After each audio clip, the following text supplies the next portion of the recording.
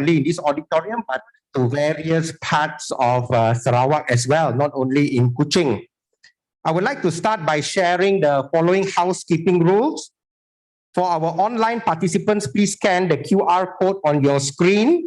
If you can see the QR code, perhaps it has been shown to you already by this time, to register your attendance, because we would like to know who is joining us this morning. And there is also a link in the chat room for you to access the attendance form. All right. So those of you who are here, I suppose you have already registered on your way in this morning. And of course, during the course of this industry forum, we will mute all microphones, especially those for the online audience, except for the panel members' microphones and the moderators' microphones. These microphones on the stage here will remain on to facilitate the discussion that we are about to have. All right. And for our online audience, please post your questions in the chat room.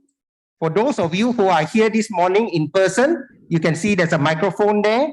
So if you have any questions, do feel free to use the microphone during the Q&A session, and we will endeavor to answer all your questions. We have a panel here this morning, and we hope to entertain and answer all your questions. Well, I'm looking at the screen right now. We are almost touching 200 participants online. This morning, we really have a diverse audience, both online and in person, comprising representatives from the government. Various sectors of the industry are represented this morning, Sarawak Skills members, as well as the management, and of course, my dear colleagues from various campuses and learning centers throughout Sarawak. So we have members from the Sarawak Skills group of learning institutions who are watching this, not only in person, but online as well. And now I would like to invite Encik Halman bin Haji Sabri, Sarawak Skills Executive Director, to deliver his welcoming remarks. Encik Halman, please.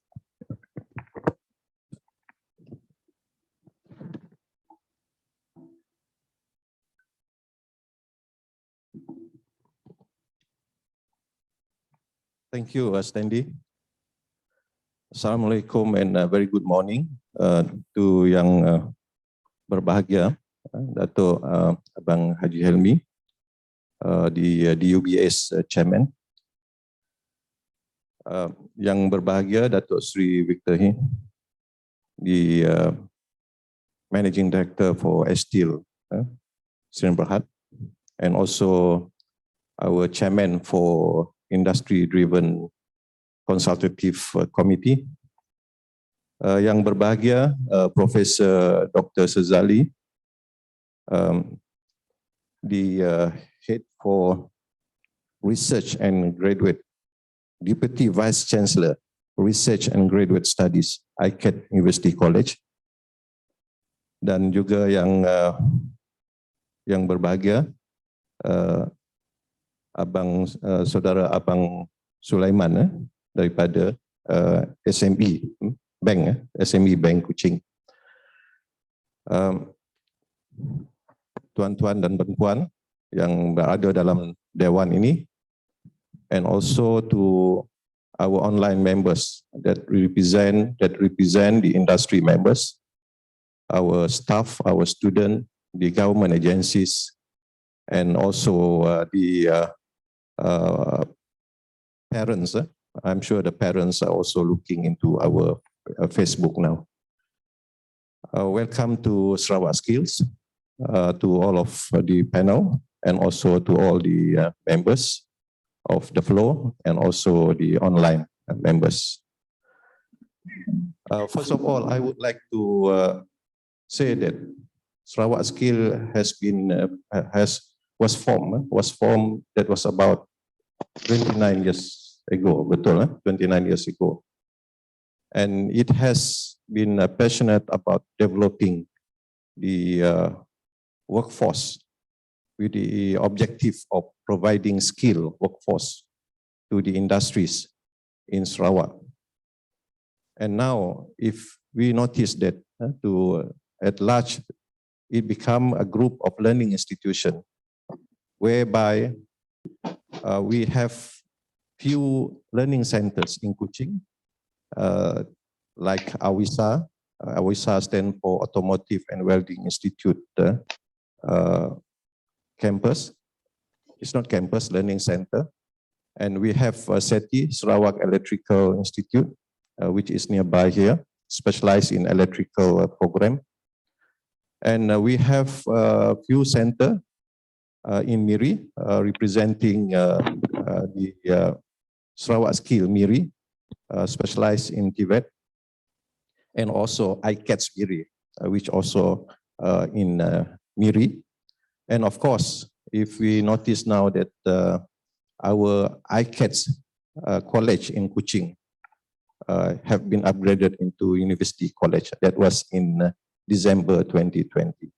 So indeed, the journey of Sarawak Skill have grown such a big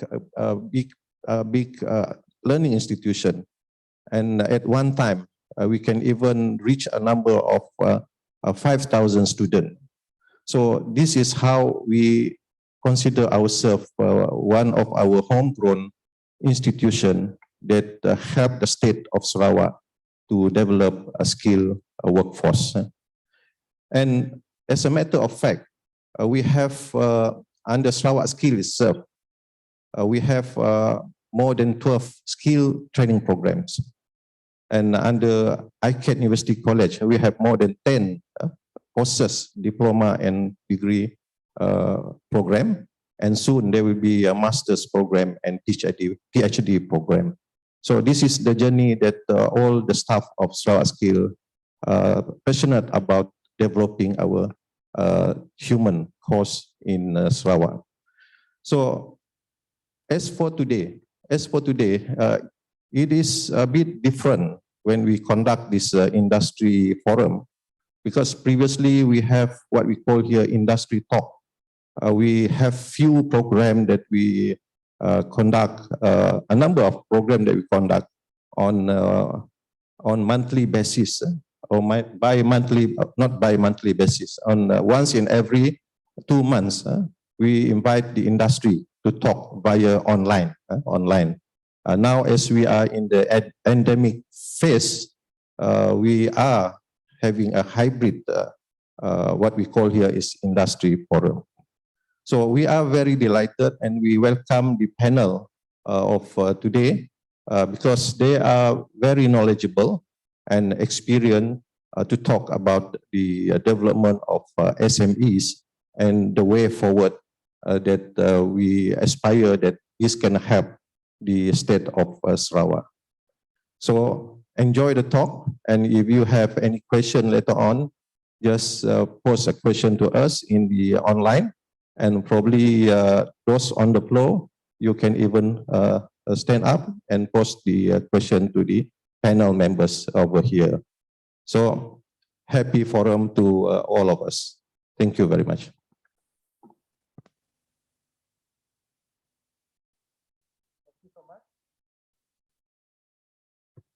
Thank you so much, Encik Halman, for your welcoming remarks. Indeed, your remarks just now, Encik Halman has shared with us a bit about the Sarawak Skills Group, as well as the direction of today's forum.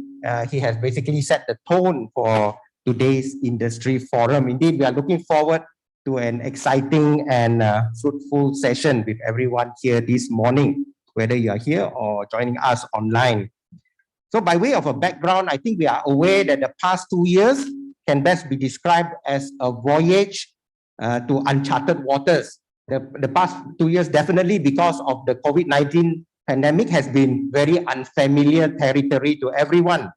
So of course, when we look at the situation through the lens of the COVID-19 pandemic, you know, humanity has been transformed, some say forever, because life and business as usual is become something called a distant memory, right? It's not what we are experiencing now. So for small and medium enterprises, what we call them SMEs, the COVID-19, if you refer to the news happening almost daily, there has been a trail of destruction. You know, I think very common in newspapers, you read about, and on TV, business closures, job losses. So all these events have left permanent, even lasting scars on our socio-economic landscape. Just now, as highlighted by Encik Halman, we are right now entering the transition to the endemic phase right here in Malaysia. And of course, with that, there is an urgent need to chart the way forward for SMEs. Yes, we believe that we are on a threshold of a new dawn, a new beginning even. And what we are sure is that if we all stick together, like we are here together this morning, the future, a brighter future will be within reach for everyone here.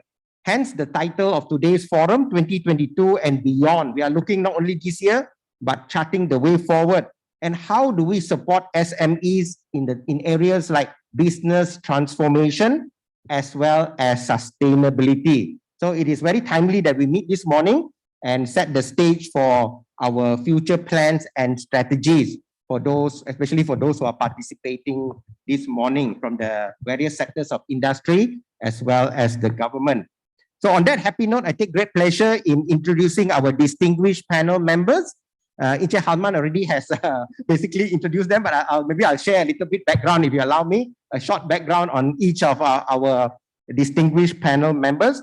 On my right is Dato' Haji Abang Helmi Tan Sri Ikwan. To be honest, he is quite familiar to us. We go back a long way. But anyway, I'll introduce you to, we are among friends this morning. He is the president of Dewan Usahawan Bumiputra Sarawak, DUBS. In English, of course, is the Sarawak Bumiputra Entrepreneurs Chamber. And just for your reference, he is also a member of the Economic Action Council Malaysia and a board member of the Development Bank of Sarawak, as well as Lembaga Baitumal Sarawak. Okay, this is just a bit of brief introduction of Dato' right here. I'll move on to Encik Halman. Encik Halman bin Haji Sabri. Of course, I think you know very well that he's the executive director of the Sarawak Skills Group of Learning Institutions. All right, for your reference, where you are right now is our corporate headquarters. And of course, we have learning centers and campuses, not only in the Kuching area, but in the central region in Muka, as well as in Miri and all the way up to Kabulo. Of course, we can discuss that in detail during another session. All right. So Encik Halman is also the chairman of the Federation of Malaysian Skills Development Centers. I think you might be aware there's a Federation of Skills Development Centers throughout Malaysia. Encik Halman has been elected as the chairman for this term. And one of the very important roles is to bring all the skills centers together. And another aspect of that is what is happening today, for example, to bring various stakeholders under one roof. That's why you can see this morning we have the government who is joining us, we have the industries who are joining us, and of course, academia. So the different major stakeholders is one of the objectives, bringing everyone under one roof, whether online or physical, but we are all meeting here today. Next we have is Dato' Sri Victor He Lutien. All right, Dato' Sri Victor He is the managing director of the A Steel Group. Yeah, I think we are quite familiar with A Steel. Yeah, and he's also the chairman of the Federation of Malaysian Manufacturers Sarawak branch. He is also the chairman of the Malaysian Iron and Steel Industry Federation, council member of the Sarawak Manufacturers Association, and a committee member of Pasukan Petugas Khas Pemudacara Perniagaan Peringkat Negeri Sarawak. In short, Samuda. That is under the Sarawak government. And of course, recently we are proud to announce he's the chairman of the industry-driven consultative committee at Sarawak Skills. This is a huge leap forward in our ongoing effort to link up with industries. Of course, we'll be sharing more details in the very near future. The inaugural meeting was just held yesterday. All right. So and then I'd like to move on to our next panel member is Professor Dr. Shazali Abu Mansor. He is the Deputy Vice Chancellor for Research and Graduate Studies at ICATS University College. Yeah, of course, during our conversation just now, I learned a little bit more about our dear Prof. He is a professor of economics. And of course, he involved in many research projects. And if he looks familiar, he has been on TV quite a number of times, speaking on various subjects on economics, the way forward. That's why we are also honored to have him on our panel this morning. And of course, last but not least, we'd like to bid a warm welcome to Encik Abang Sulaiman bin Abang Abdillah. All right. He is the Regional Director for East Malaysia for SME Bank. You know, SME Bank, right? I think very, very well known. Lots of interesting projects throughout Sarawak as well as Sabah. So Encik Abang Sulaiman takes care of this, what you call East Malaysia. Later he'll be sharing with us on some of the noble activities. So we bid a warm welcome to our panel members, and can we give all of them a round of applause? Yeah. So we are delighted to have all our distinguished panel members under one roof right here. And I think it's time that we get started. We have our timekeepers all there to ensure that we are following according to time. And I will start, I'll just give a bit of background. Basically, as a moderator, I will pose a question to the panel members and invite one or two of them to share their views. And of course, after that, other members will probably chip in. All right, so we're going to start maybe with an overall picture of what is happening. So I will read the question first for the benefit, and I will like to invite Dato Sri Victor He to respond to that first, if you may, just because in the interest of time, and then followed by Professor Dr. Shazali, if you don't mind. So that we have some order, and I would like to invite after that our dear panel members to add on to the responses given. All right, number one, it is said that the COVID-19 pandemic has left lasting, even permanent scars on humankind's vibrant canvas. You know, the effects of the COVID-19 pandemic. Please share on the impact of the COVID-19 pandemic on the Malaysian economy, but we like to narrow it down, if we can, to SMEs in Sarawak and Malaysia as a whole. How have SMEs been affected by the pandemic? So, Dato Sri Victor, would you like to start off by sharing your views on this? Yeah, thank you, Sally. Good morning to everybody. So just landscape on go through this pandemic in Malaysia. Then if we zoom down into SME, be hard to speak. So if we zoom down to SME in Malaysia, SME contribute about 1.15 million, contribute to roughly 97.2% in total establishment business in Malaysia. And SME GDP is to 38.2% in 2020 with value of added of about 512 billion against the preceding years of 38.9% that come out to 553 billion. This also can show that the impact during this pandemic, a lot of SME was impacted in this pandemic, especially in services and manufacturing sector, remain the drive of the SME GDP. And 80% of this SME was seriously impacted by this pandemic. In year 2020, Department of Statistics of Malaysia reported SME employment dropped 48%. And employment dropped by 0.9%, that is equivalent around 65,000 person. So you can see the seriousness of this pandemic. It really impact a lot to small and medium enterprise. Performance of SME export in year 2020, under the Statistics of Malaysia, it declined by 33%, where amount is about 117 billion. Comparing before pandemic, there is a growth of 2.3%. Measure the impact, as I mentioned, is the services and the manufacturing side. For services, as a survey shown, it's about 62% impact and 3.6% impact on manufacturing, especially in SME. So I'll come back to, let's say we talk about Sarawak. Sarawak SME made up to about 75%, contribute to 20% of GDP of Sarawak, and created the job of 600 employment. And also it shown 2020, the poverty rate spiked 8.4%, which is very, very high, almost 10% of the population in Sarawak going into poverty. The SME also had to force the challenges to face the pandemic. When you ask whether how much it impact, well, everybody know when it started is we can say is a big issue, because especially in Sarawak, we need to follow not only federal condition SOP, but we had to follow SCMC also. So we had to watch this condition daily, whether you can produce, whether you cannot produce, whether you can work or not can work. It's totally like we are working under very strict condition.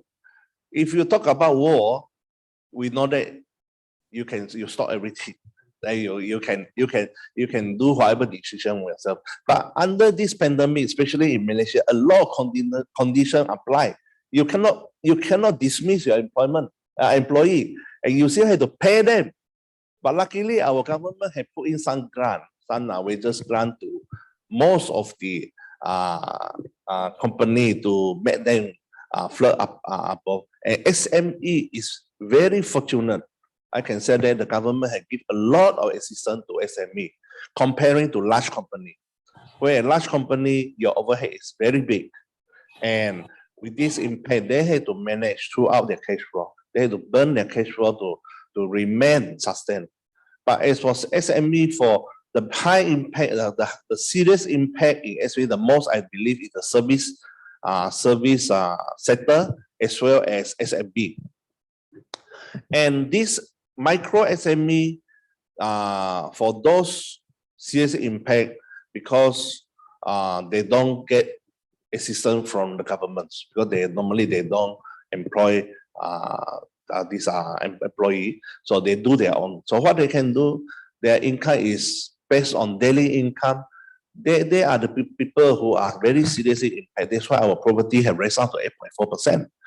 And comparing it on unemployment rate in 2019, before pandemic, our unemployment rate in Sarawak is about 3.1%. And in year 2021, it raised to about 4.5%. So there is you can see that the unemployment is increasing because some of the businesses are forced to close down. They cannot dismiss the employee. What they can do, if they cannot afford to pay them to stay afloat, they have to close down. But at the same time, some businesses are good. For example, I think the Grab, Food Panda, they come out, they create a new era of business opportunities to this medical essential are allowed to do business, whereas SOP for them are quite lenient comparing to manufacturing. Of course, at that time, all the manufacturers are facing tough time because we are forced to not to operate.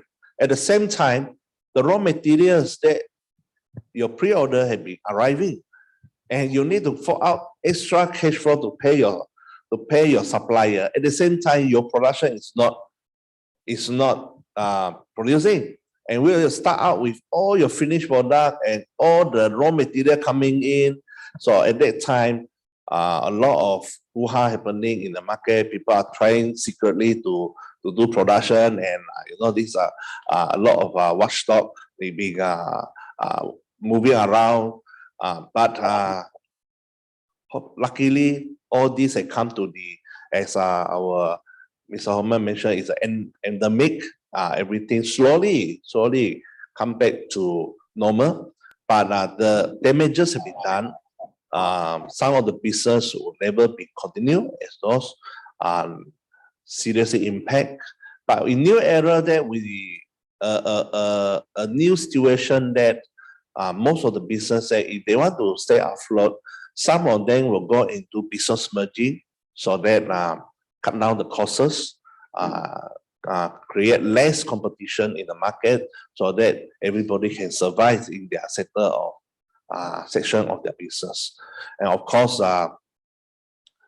with additional assistance from governments, I believe that we will be entering a new era, a better, bright future. Especially our Premier has set a very good directions for us in the next 5 years. And Sarawak is, compared to other places in Malaysia, Sarawak can consider is one of the best and most recovered state in Malaysia. And you can remember that we are the only one who get the vaccine and booster the fastest comparing to other states. So I believe that the recovery in Sarawak, they will be very fast. But of course, the recovery, it takes times for some of the business. Then opportunity is also arising. So there is another my opinion on what is happening in the SME side. Thank you so much, Dato Sri, for your. I just like to share a bit. Yeah, just now you spoke about the employment prospects. A lot of casualties in that area. Of course, the poverty has gone up, and of course, maybe we are looking at more mergers as the industries. Professor Dr. Shazali, of course, in your experience, as a renowned economist in Malaysia, how is your view? I think you have a very interesting sort of a view of the whole situation in Malaysia, maybe in Sarawak and Malaysia as a whole. I think this would be a right time to share a bit on that.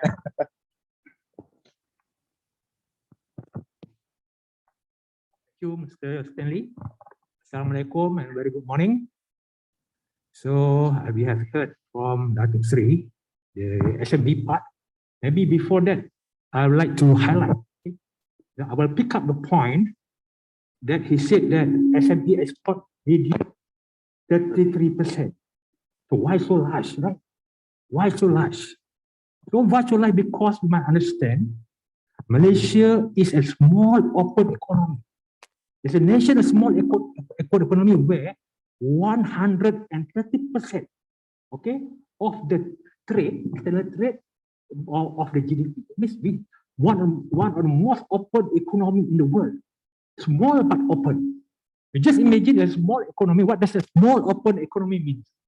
Small open economy means when we have our policies will not affect other residents. But if other countries have policies like that, big economy like America, Japan, they will affect Malaysia. So another make a layman term. Okay? If there are other countries, but if we sneeze, we don't have the flu. But in COVID case,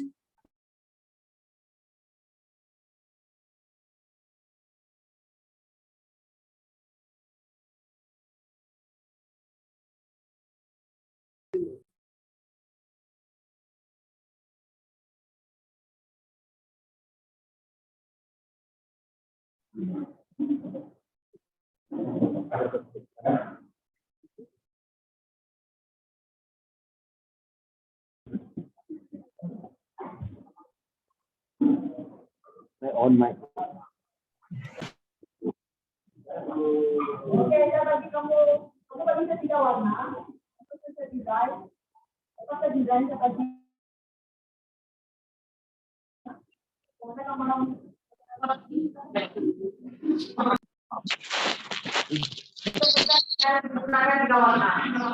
ada semut tiger.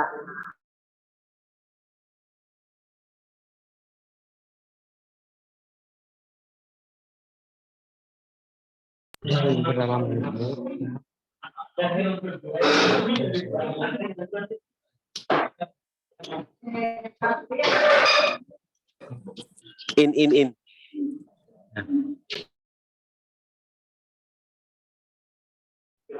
In 10 kan?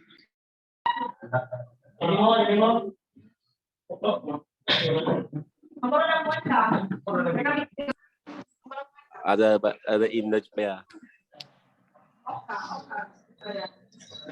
John. 10.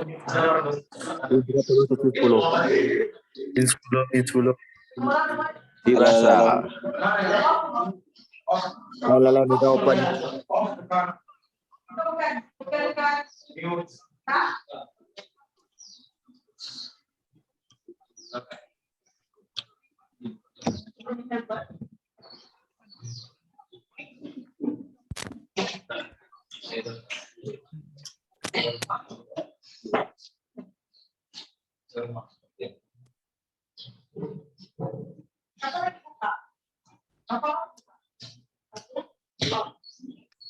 Din.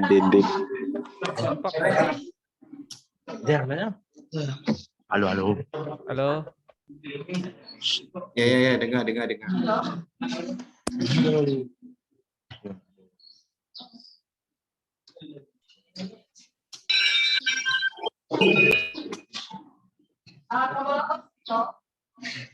Speaker dah.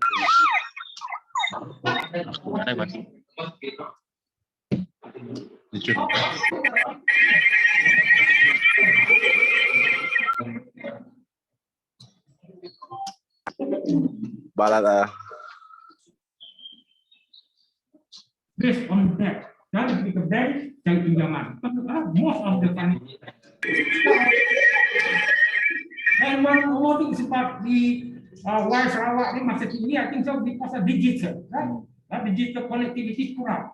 That's why we see that the Sarawak punya during COVID we have 7% negative growth because of this because of the digital boleh sampai ke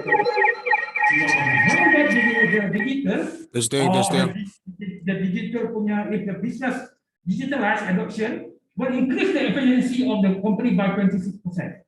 So this is something that many of the SME di Sarawak ni belum lagi ada digital ataupun gunakan for this. So this is considered opportunity loss. What of opportunity loss? Okay, in economic opportunity loss, we have to forward a lot. Opportunity loss because of this less yang tak ada infra untuk berjalan, but also this connectivity. It is something that we have to see beyond the post-pandemic. But the government of Sarawak, as I read, is very generous. And he was spend, I think most of the state in Malaysia, when they spend right, on when try to help the community, government of Sarawak, I think so they have the resource. Okay? They have the resource where they have, when they have accessibility compared to other state, maybe the other state don't have enough resource. So Raja Sarawak, I think so they are quite rich, okay, compared to the other state, and they are fortunate. Yes, they give the money to the SME. Unlike the federal government, so they give a lot also, but some of the money doesn't come into cash injection. For example, for the first announcement of Pajana, what happened, only about they announced a lot, but only 10 billion only go to the direct injection to the company, including SME. So to me, because most of the fund that came is not for the government, it's a moratorium, okay, moratorium also ETF also. So I've been very vocal about allowing the people to withdraw the ETF because it will help economy. The ETF withdrawal is much more than the direct injection from the government. This will help the company or individual means to improve their liquidity. We don't want the company to go insolvent because in entrepreneur, as you know, economic basic, the factor of production, we have capital, labor, land, and entrepreneur. So we cannot lose this entrepreneur. It's difficult to train for this entrepreneur. They were very successful before 2020. So by all means, the government should support. In terms of giving them easy loan, not interest loans, all this loan, I will go up in terms of this thing. So learn a lot of this. SME also, as I said, they help for these people, they employ people. Okay? It's not easy. I myself talk about entrepreneurship, but I cannot be entrepreneur. I know theory really how to be it, but I don't have the enterprising punya thought, the dare or the my spirit to become entrepreneur. I don't have that. I mean, so it's not easy. In terms of university, we talk about producing entrepreneur university, ada special class, how many university graduate become entrepreneur? So that means this all successful entrepreneur that we have in 2019, we must maintain. All mean because they are already entrepreneurship. The only thing they have that's it because they are get on board. But I have met one entrepreneur to share with you, right? We have this one retail shop in Pusat. Okay, because it's entrepreneur, 2 or 3 shop wrong. So he said he has to close the shop. I just met last week. But what he did now, he sell ice cream. He sell ice cream machine, machine. He gives to his agent, supplier, but he provide the material. So I think this is what real entrepreneur. He can make adjustment, right? So this is very, but he said he still need capital maybe.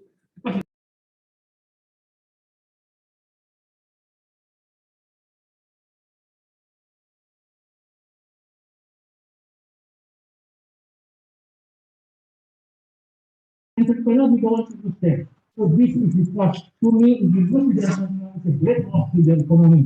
What is for future? So I think so. It's about time. Yeah, thank you so much, Brock, for sharing your views. On that note, ladies and gentlemen, of course, the two gentlemen have covered quite a big area. And of course, we know that it's not a simple problem. And there are so many factors involved. The household, even Prof also mentioned about the infrastructure on how that impacts on the productivity and growth as well. Of course, opportunity loss and opportunity cost in that process. Of course, I'm just summarizing a little bit the gist of what he said. But that is very interesting because it really sets the stage for our next question. But before that, I think I would like to invite our panel members, those who would like to comment. I know perhaps Vijay, Alman, would you like to, as our host, would you like to share a little bit? Thank you, Mr. I would say that when we have this kind of pandemic and putting ourselves in the right mood, you see, nobody knows. Nobody knows what is this COVID. So even ourselves as an individual, we want to step out from the house. We are so scared. We are so scared. So what more to say to go to work? Even training center like us, we have to close it. And it does affect our productivity because nobody want to come for training. So what more to say, those are involved in the production, SMEs, they are really affected. And I agree with what Dr. Zazali was saying. We are so lucky in Sarawak because the state government has taken action very fast. And most importantly is we embark the digital technology first. If you notice that Sarawak Pay, just a simple example, Sarawak Pay was launched before COVID. So now when we say that how does we cannot touch the money, we cannot even touch our friend. We are so scared that this thing will happen that way. That's why with this technology-based economy now, that's the impact, that's the outcome of the COVID that we are looking at. So what I would suggest here that the SME now, because learning from what we have experienced now, so we have to prepare these all these SMEs on this technology-based entrepreneurial kind of program. So they would be able continuously, they would be able to sustain the business. Who I think most of the entrepreneurs who are not the what you call here the millennial generation, they won't be able to use technology. Even us, I think some of our panel, even myself, sometimes I'm struggling to use technology. So I think now is the right time for us to have this kind of digital skill for all these entrepreneurs in the SMEs kind of business that we are in. I think that's what I can see. The impact is very large, not only Sarawak but is globally. Thank you so much, Mr. Halman, for sharing on that part. Yeah, indeed, technology-based entrepreneurial program seems an important consideration in this discussion. Yes, I think many of us here need to upgrade our knowledge in technology. For example, your moderator here is holding a sheet of papers. Maybe next time I can use a tablet. So yeah, I need to learn some technology as well. Yeah, so that is, I think we have covered done much justice to question one, and then I thought I have to reserve some questions because we have more panel members with questions. I think what has been discussed as we are moving very nicely to the second part of our discussion, which is, maybe I'll read the question first right now. It says, now that Malaysia has entered the transition to endemic phase of COVID-19, what are your thoughts on Sarawak's or Malaysia's economic outlook? Maybe I'd like to ask, would Professor like to share first for a change, Professor? Yeah. Okay, so what's the outlook? So we know that the worst already. I don't think so anything worse. In short term, I can see that there are data showing that we are going to have a positive. For example, the unemployment rate in Malaysia in last February dropped to about 4.1%. So in 2020, it went up to about 5.4%, the highest. Our trade surplus also has increased. You remember that when we have in 2020, that's the only time we have deflation. So that means there's no inflation. That means the price going down by about 2%. Is it good? No, it's bad. Deflation is bad than inflation.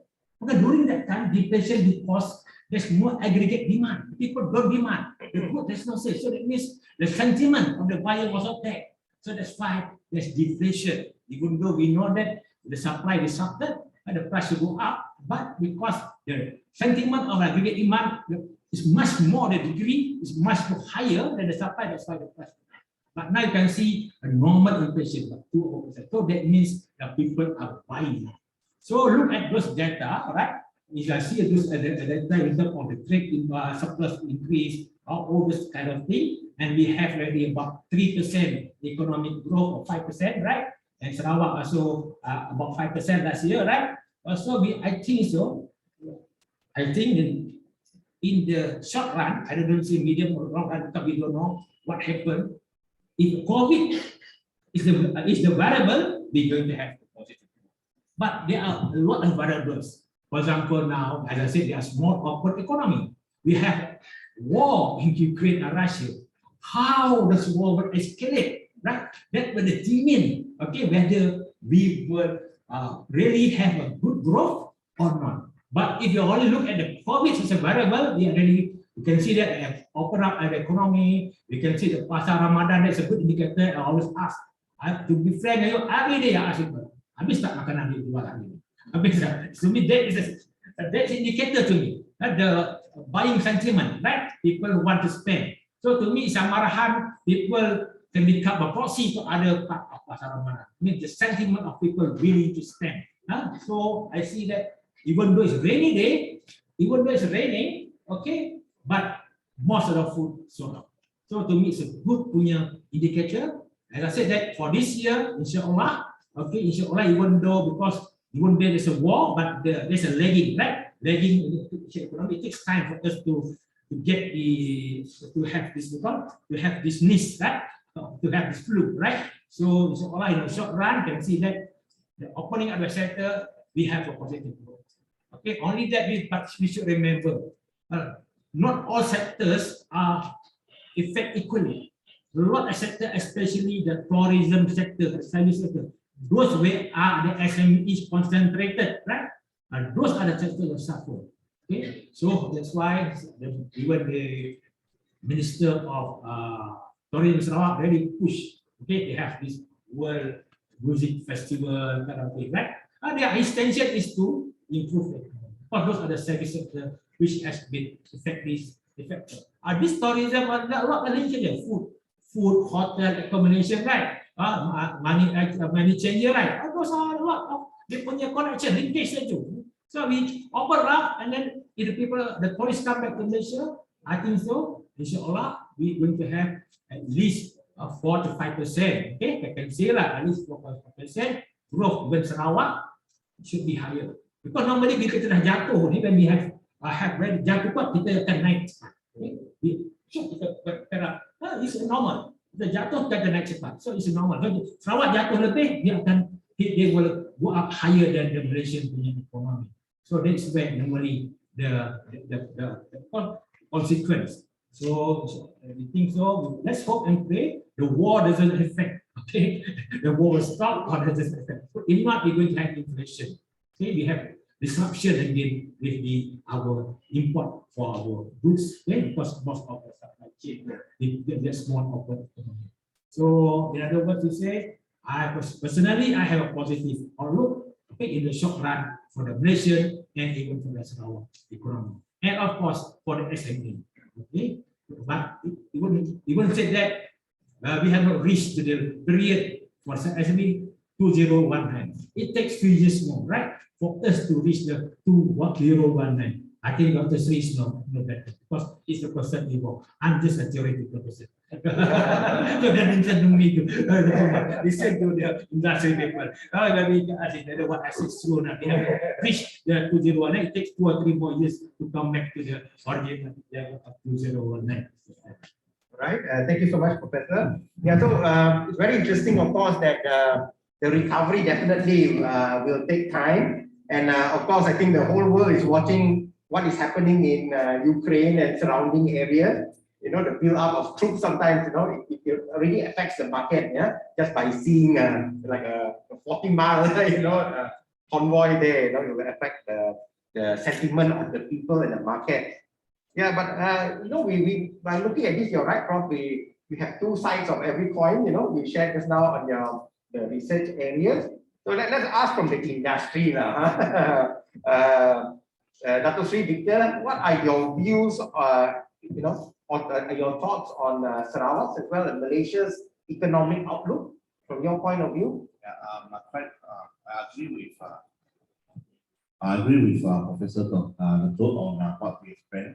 But the actual happenings in short term, then you see all the industrial was very bad impact in year 2020. And as I mentioned, a lot of raw material, people are storing out all the raw material and they cannot deliver. It impact the supply chain, even our supplier. I won't order more material from them. Well, when I cannot solve. So the whole world, the supply chain had impact. And in the recovery in year 2021, I believe most of the industry people doing quite well. Because during the pandemic, we are storing the lowest raw material price. And when this recovery, some of the project, some of the material needed, when the economy recover, it bounce up. Because too long, you don't keep your raw material, now you need it. So everybody urged for this material.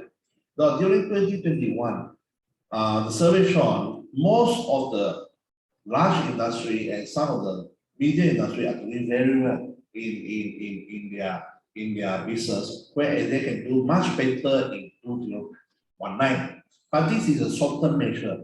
After that, coincidentally, raw material go out. Transportation grown up because of the jamming of the containers. Most of the container was broken during the pandemic time, but it not to be used.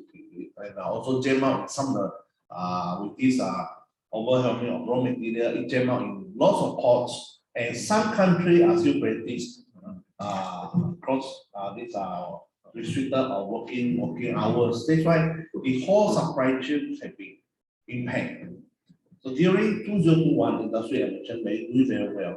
But on the other hand, the service industry is still on very strong in recovery, especially in entertainment, like fun park, these are amusement park, cinemas. People still have the afraid to go to these a lot of people place. SOP need to be followed. Even like how today we had to cater like only 50%. Restaurant only cater like 50%. So this is the sector. I believe recovery is slow, but the opportunity. Some opportunity like Professor Dr. said, entrepreneurs always is how they see things, how they grab opportunities, and what opportunity is the best value for them to forecast or for them to predict. For example, if we predict since 1st of April, our border is open. Tourism is coming. Some entrepreneur may look at these opportunities. Go into entertainment, where now the setup will be very cheap because some people are trying to dispose of their business, and new entrants of people may pick up very cheap on setting up maybe half of the price or less than half the price, or setting up, coming in with new ideas, new type of food and beverage. Especially our small Sarawak, we only have 2.8 million population. When you see there is a new food coming out, like flying noodles, suddenly the Facebook was flooded. Everybody want to try this flying noodles. And all these things is happening, and creativity is very important. As people said, don't only think inside the box, think outside the box. But with this enemy, I will say, think without the box. Then you have more ideas, and the way you set out things, I think will be very interesting, and lots of opportunities for entrepreneurs and for businessmen. Of course, with this pandemic, we learn how to cut costs. We learn how to be flexible, and we did as Professor Dato said, the hardest you fall, the rebounds is higher. So I believe a lot of these variables is there, but most of the businessmen are ready, will be more ready for anything that is ahead of us. That is my personal opinion on this happening. And talking about Sarawak, as our premier have emphasized a lot that the next 5 years we have a very good field our Sarawak project. As we go into digitalizations, we have FDI coming in, and people are moving towards Industry 4.0. What we lack of is the rescaling of our people, of our human resource. Because new era, new men need new skill to adapt with this new era. Especially most of the industry are moving forward Industry 4.0, and also into automations to reduce manpower as first difficulty getting employments, and also especially in plantation, they need a lot of human resources to help them to do the harvesting. But look at the population that we have, we are lack of employee to a lot of companies. I believe they are looking for staff, and why we still have unemployment of about 4.1% or 4.3%, because I believe first is locations. Some people are very comfortable with their hometown. They rather to find job in their hometown and moving away from their hometown, where it's not the culture for Sarawak to move away. If Peninsula, in Peninsula is normal. Live in Penang, work in KL is very normal. But in Sarawak, if you are so comfortable with the city you live, they ask you to move somewhere, I think they will think twice for Sarawakian, because Sarawak is so comfortable in living. Second is mismatch of skill. Just example, if a company go into automation, go for Industrial 4.0, the skill may not be what you have now.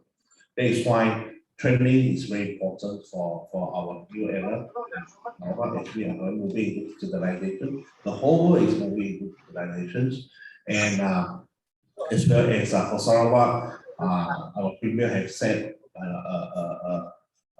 we can cross our hydrogens. We have ART project. We have many FDI. We have already casting stone project, and there is the opportunity that the entrepreneur can look into. If by 2024, I think our premier said our first ART will move around.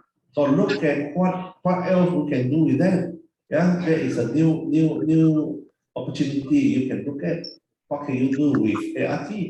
Yeah, some advertisement may have some ideas on putting advertisement on ART, or some people can supply of the components in those ART. There is opportunity because our Premier have mentioned that they want this ART to be SEED program, SEED, I think short school is part of the program to assemble most of the component and the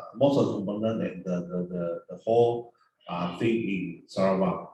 And also they are going to implement this hydrogen bus. I believe that the Premier also mentioned that they want this hydrogen bus to be assembled in Sarawak.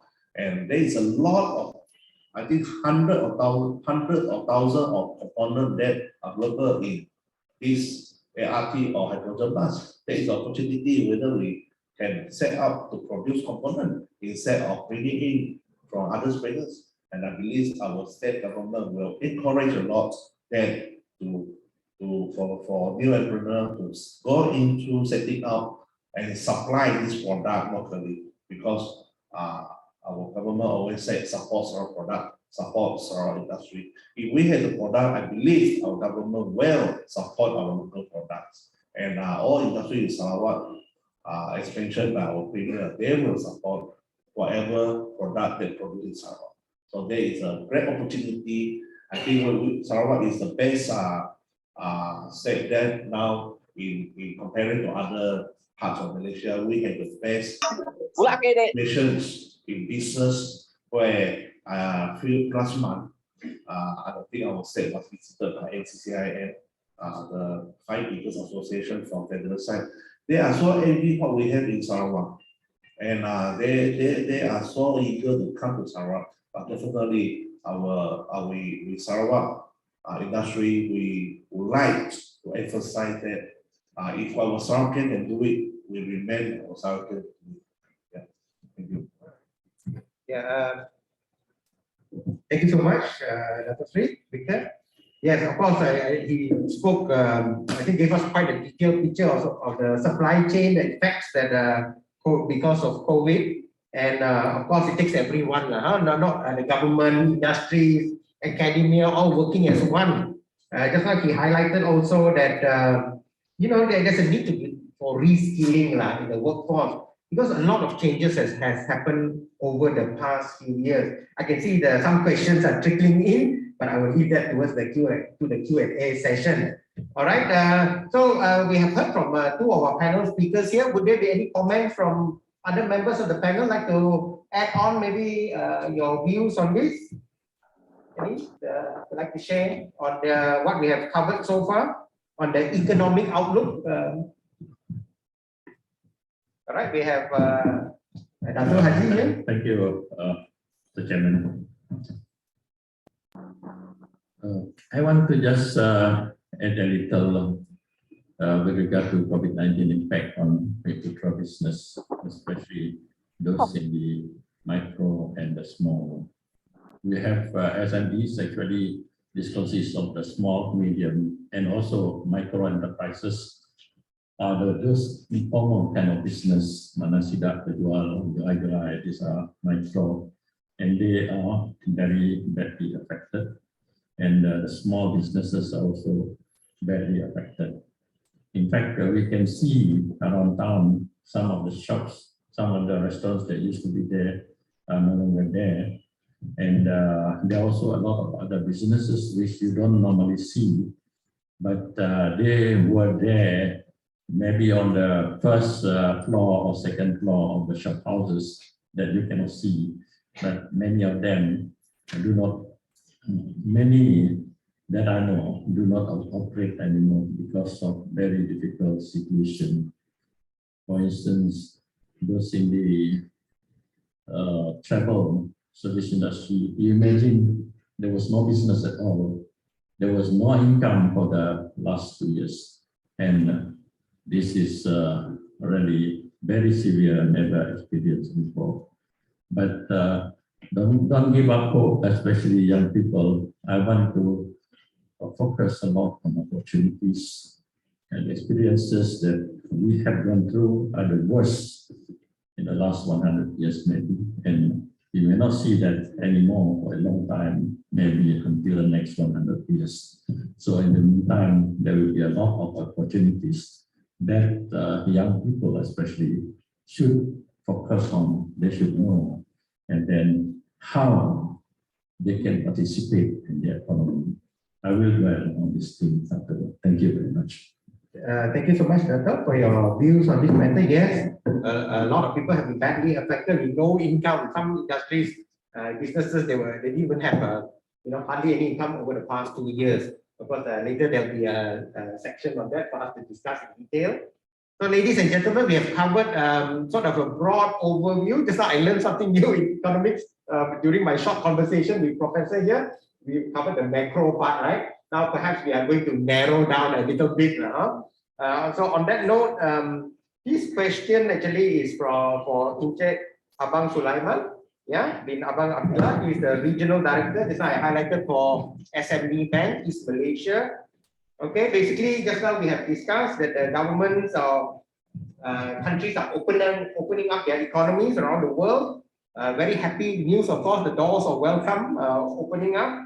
But the road to recovery is a very challenging one. I think let us not, let us not kid ourselves on that. It will be a challenging journey ahead.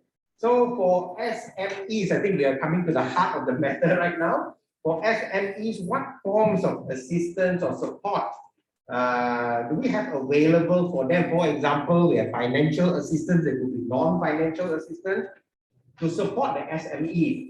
Yeah, in their area, like they need to transform themselves, and of course, the issue of sustainability is always there. So, Encik Abang, could you comment on that? Assalamualaikum. Before I answer the questions, I just want to add a bit more positive economics. From my perspective, basically, the uncertainty and ambiguity is slowly diminishing, meaning that the recovery path is gradually increased. Since we loosen up what they call the SOP since in September 2021. Because why I said that? Because as I'm taking care of Sabah and Sarawak, so part of my job life in Sabah and part of my job life in Sarawak. So I met a lot of what they call the entrepreneurs, what they call agriculture, tourism, or manufacturing sectors. And then partly most of our Asian private sector, 98% resolution is SMEs, not SMEs. So for the past 6 months, most of I've been around the whole of Sabah and Sarawak, Tawau, KK, Sandakan, all the places. Want to understand how the SMEs are facing this kind of what they call pandemics. So now there's a positive side. There's a positive side where the uncertainty and ambiguity from the SMEs slowly reduced. Not like previously in 2020, what they call 2020, early of 2021. We call the fields of unprecedented, challenging years. Until they feel that, I don't know, when we should start the business. When we should start the business, and then how are we going to rebound back? So that's the thing that basically affected in terms of health, in terms of social, in terms of businesses, everything, especially the SMEs. So I would say that this year, I think when we enter into endemics, so there would be a bright futures in terms of the new what they call way of life, social, basically like what we say that now work from homes already what they call popularized, so all pages, and then second is on the what they call digitalizations. Not mentioned by Aman just now. Then the third one is what mentioned by Dr. Sri just now is on the what we call highlight of the importance of resilient global supply chain. So when it comes to this, that's why there's a big pro and cons when it comes to pandemics. So whatever happened in 2020 and 2021, we can do it. So on our side, the bank itself, we have support all the way for the past 2 years, not only SME banks, but most of the banks where in 2020, where the government of the Negara announced of SRF, I think 3 or 4 billion. And then we are part of the banks to give out, to giving the financings to all the entrepreneurs at the time, the first NGOs. At the time, we thought that only 6 months. But along the way, keep dragging until now, 2020. So during the first 6 months, we providing financial assistance to all those SMEs up from 50,000 up to 1 million. And then we are very fortunate as the Sarawakians.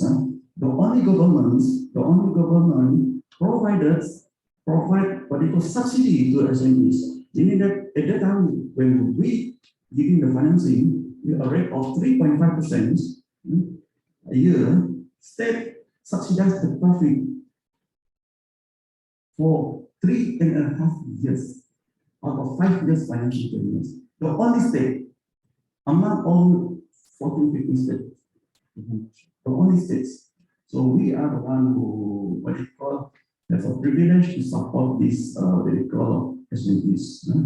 And then after that, along the way of 2020, 2022, 2021, then another assistance, financial assistance given by the Negara as well as people TRRF, targeted relief funds. So same thing again, the state support us in terms of, not support us, support the SME in terms of what we call subsidize all the profits. Meaning that the entrepreneur only need to pay the principals for 3.5 years. So this is the thing that we should thanks to what they call the Sarawak states governments, how they try to support this SME, not on the financing part, let the banks doing the jobs, but let the state giving the subsidies to the states for 3.5 years. So back to the question just now, the bright side of what they call this pandemic is first, of course, digitalization, new norm, and then what they call the supply chains. So when we look at these 3 areas, so for the banks itself, we all focus on 3 areas as well. First, of course, the financings, on the financing part, whereby not only our own internal funds, but also what they call the fund injected by the governments. There's a lot of what they call funds given by the governments, even the Negara, to support the SMEs. The fund itself is not only mainly for SME bank, but other banks as well. So I would say that I have to tell you guys, SME bank is, first of all, SME bank is what they call a bank under what they call Ministry of Entrepreneur Development. It's at the time, Ministry of Australia, that was in 1990. After a while, then changed to Singapore. So that is our new. So basically, when it comes to the financing part, we have a lot of what we call funds, especially for digitalization. Because once it comes to pandemics, digitalization is very crucial to sustain the business. We cannot just depend on conventional type of business, brick and mortar business. So basically, that's the inline when government pushing on the digitalization, the bank have to be in line with the state or government initiative. So that's why we can come up with a lot of what they call funds, sort of like SME technology transformation fund, high technology funds, or even for supply chain just now. We have what they call booming ultra supply chain, and then a lot of funds the bank provide to entrepreneurs. But I don't want to talk detail about all these funds. Maybe the entrepreneur can go to our website or make our things all over Malaysia or in Sarawaks. So on the financing part, I have to stress that during the pandemic, we have support more than, I think, around 200 million of financings in terms of SRF and TRF. This is the fund that actually support to sustain the business of the entrepreneurs. And then second is this is the crucial part. Because for me, when it comes to business recovery, it's not only about the financing. It's about the total, what we call total, in totalities of the support from banks. Second would be on the repayment system. So this is a very crucial part for the SMEs because to grow, they need financing. But at the same time, they need assistance in terms of repayment assistance. What I can say, repayment assistance, put it this way, what they call Leventon is restructuring for Christians. So during the what they call 2 years time in 2021, we have restructured almost 80% for Sabah and Sarawak. We have support the whether restructure or repayment assistance to entrepreneurs more than 80%. My portfolio is around 1.2 billion. We have support the portfolio of almost repayment assistance up to 800,000. So this is the way that we try to sustain them during the hardship, and then by once the recovery this one covered, then we try to support them in terms of financing. So that's a thing that because we want to make sure that, as we mentioned just now, what they call the unemployment rate has been increased. So when we try to support them, we will ask the entrepreneurs, if we give you this financing during the 2020, are you going to what they call do the retrenchments? Because the financing is to make sure the company sustain in operations and happiness. So that's why we normally will look into before the pilot or pandemic, we will look into the 6-month operations. Let's say the cost of operation is 1 million a year, but we will cover 500,000 to ensure SME is sustained by providing support to all their employees. Because we try to reduce the unemployment rate. So that's the things that how these funds is made use to ensure the buyer gaji, the buyer rental, all these things. So when in 2021, because we have for the past 2 years, we giving a lot of restructuring, moratoriums, even previously only the government only allowed 6 months. But for us, 6 months is very short period of time. Because at the time, the uncertainty is still very high. So that's why we try to, what they call, extend another month, another years. Meaning that it depends. We have to filter based on sectors. Previously 6 months, all sectors. But after 6 months, then we have to filter it. Because certain sectors yet to rebound. For example, tourism, transportation, education, and finance. So we have to extend it for another 6 months.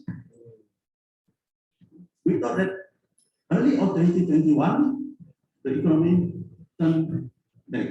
But unfortunately, another round of MCO, we have to filter back, then we have to extend again for another 6 months until end of 2021. So at that time, the banks, not only us, the whole bank, we are worried whether by January 2022, there will be a lot of repayment. But Alhamdulillah, January 2022, the payment from the entrepreneur getting better. That's why we can see that the signs of economy is recovery months. Although still we have, until now, we did another round of restructuring, repayment assistance, but at a minimum amount of customers. So that's the thing that we are looking at. And then lastly, what we are looking at, not only on the first, second is on the repayment system, but of course the most important is to sustain the businesses. We provide coaching, we giving trainings. So in actual fact, we have our own what they call centers, training centers. We call it SEDAs. CEAR, station in HQ. They are the agencies under SME Bank who providing trainings, who providing coaching in terms of leadership, in terms of what they call financial management, and also in terms of organizations. So all things, I would say I have to stress when it comes to recovery modes, it's not all about financing. It must be more inclusive in terms of repayment assistance, in terms of financing, and as well as human capabilities, people capabilities. Then I would like to document business and system. All right, thank you so much, Abang Sulaiman. To be honest, he shared at length, of course, the things that have been happening, right? In SME Bank, to be honest, some of what you have suggested is a real eye-opener for me as well. So I think the SMEs, those who are watching as well, there are lots of assistance available. So because until now we may not be fully aware. So I think we can, timely opportunity for SMEs or any other business to maybe give Abang a call or visit him, to find out more information. And then I understand you also have a booth here, right? Yeah, so they have a booth outside here, so maybe some basic information is possible. Then we can, I think I had a chat with Abang Sulaiman earlier. I think they do customized solutions, right?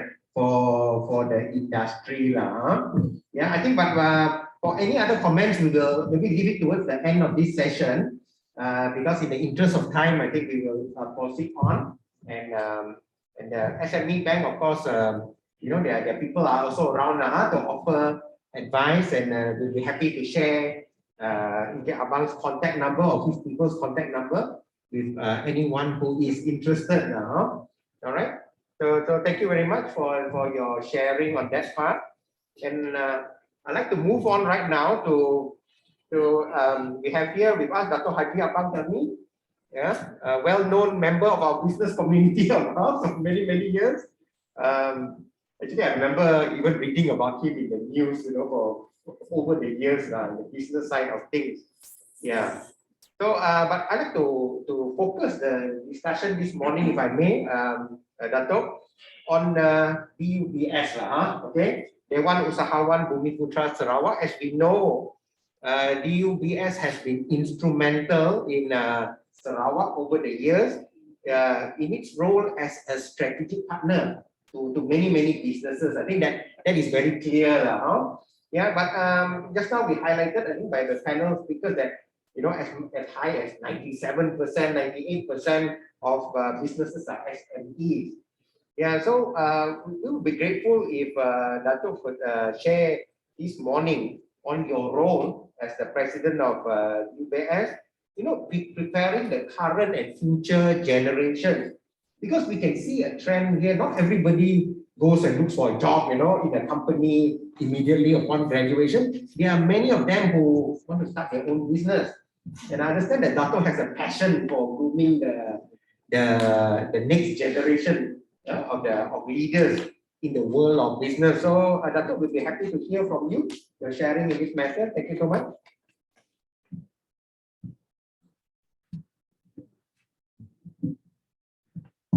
Thank you very much.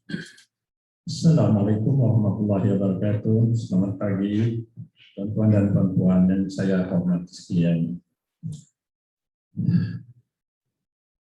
Expectation yang tuan moderator kita expect from DBS quite high. Saya dengar pun takut juga. Anyway, I will share with you some of the things that we are doing. And but before that, let us look at the status at the level of our SMEs in Malaysia. What is our level? Are there enough SMEs in Malaysia? Kalau tengok daripada number dia very high, 97.4%, something like that. That means almost every establishment is SME. But are they really that important? Well, how do they compare with other countries? And have they played enough role to give opportunities, work opportunities for our graduates? Have they expanded enough to give not just work opportunities, but also opportunities as entrepreneurs for our graduates? The graduates from universities or skill training center or even SPM leavers. So these are the people that we really have to look into. How are they going to fit in? And I also like to compare between what they earn now compared to what I earned 50 years ago as a graduate. And I can show you how bad the position you people are facing at the moment compared even to our time about 50 years ago. Jadi SMEs, just briefly, what are SMEs? These are establishment with sales of 300,000 to 50 million, very big, some very small, some very big. These are sales, annual sales. And they employ between 5 to 200 workers. So these are big rates. That's why 97% of establishments are SMEs. But when we look at the role of SMEs in Malaysia, it is not really nothing to be proud of. We are far below advanced countries like United States, like China, like Singapore, Korea. Not just in but in terms of contribution to GDP, it is low. For instance, here, although establishment banyak, 97.4% of establishment, tapi its contribution to GDP is only 38.2%. Compared with China, it's about 60%. Europe is about, many of them more than 50%. We are 38%. And Singapore is high. So this is where, when we look at our contribution, export, SME contribution to export is only 13.5%. Because most of our exports are actually in the form of oil and gas and all this. And they are not produced by SMEs. In terms of employment, about 48% of people, workers are employed in SMEs. And they're not too bad, 48%, but the contribution is small. That's why most of our workers actually have low productivity. From the figure here, we can see already the contribution is small. So the point is that SMEs are playing not enough. They are there, but the role they are playing is not enough. Because if we want to be a developed country, SMEs got to be playing better role and better contribution, higher contribution to the economy.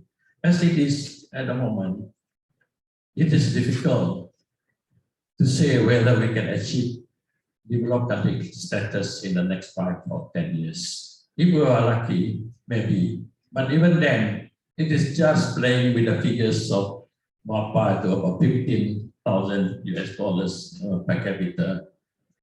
And even if we reach that, we will never reach more than that. It's just around that figure, maybe in the next 20 to 30 years.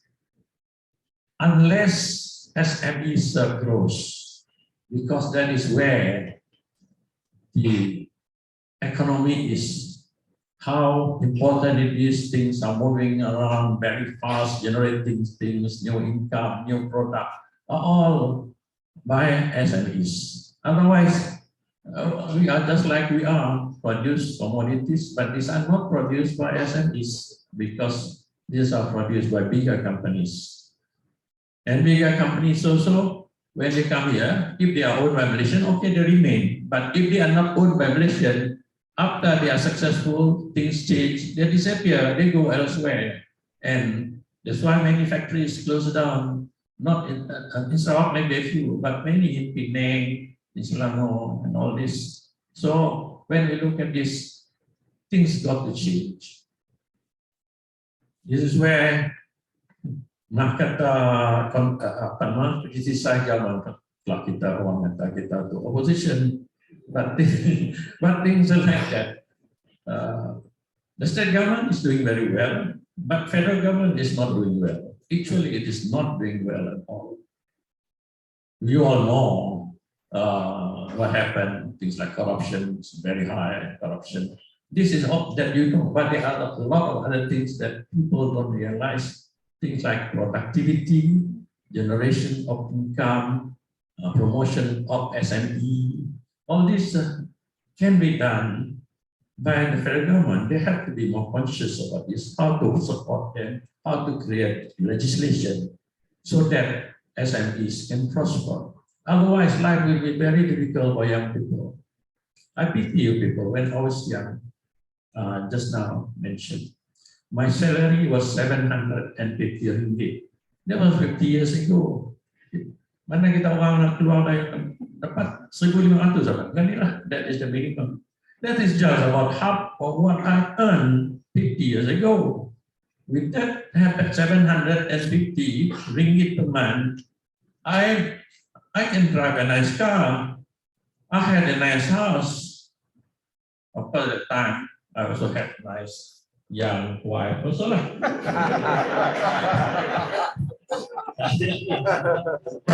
Yes.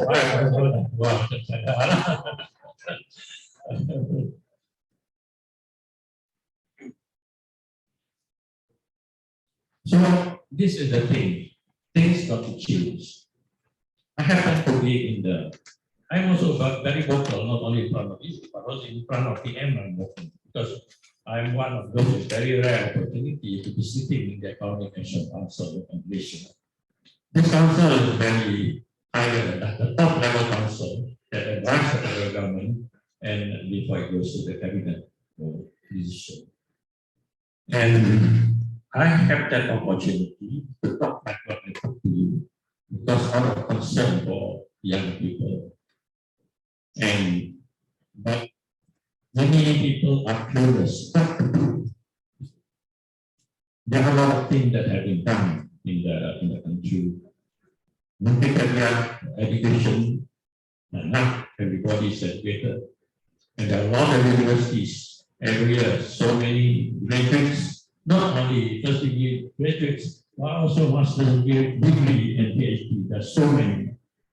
But with that, then we should have good, productivity because people are not educated.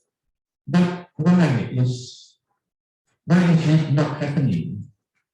A lot of money has been spent a lot on education, training.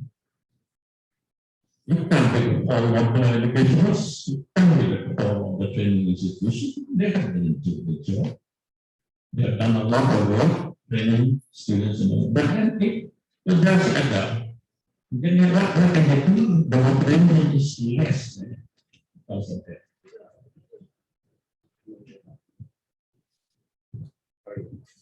Okay, I hope this is clear. So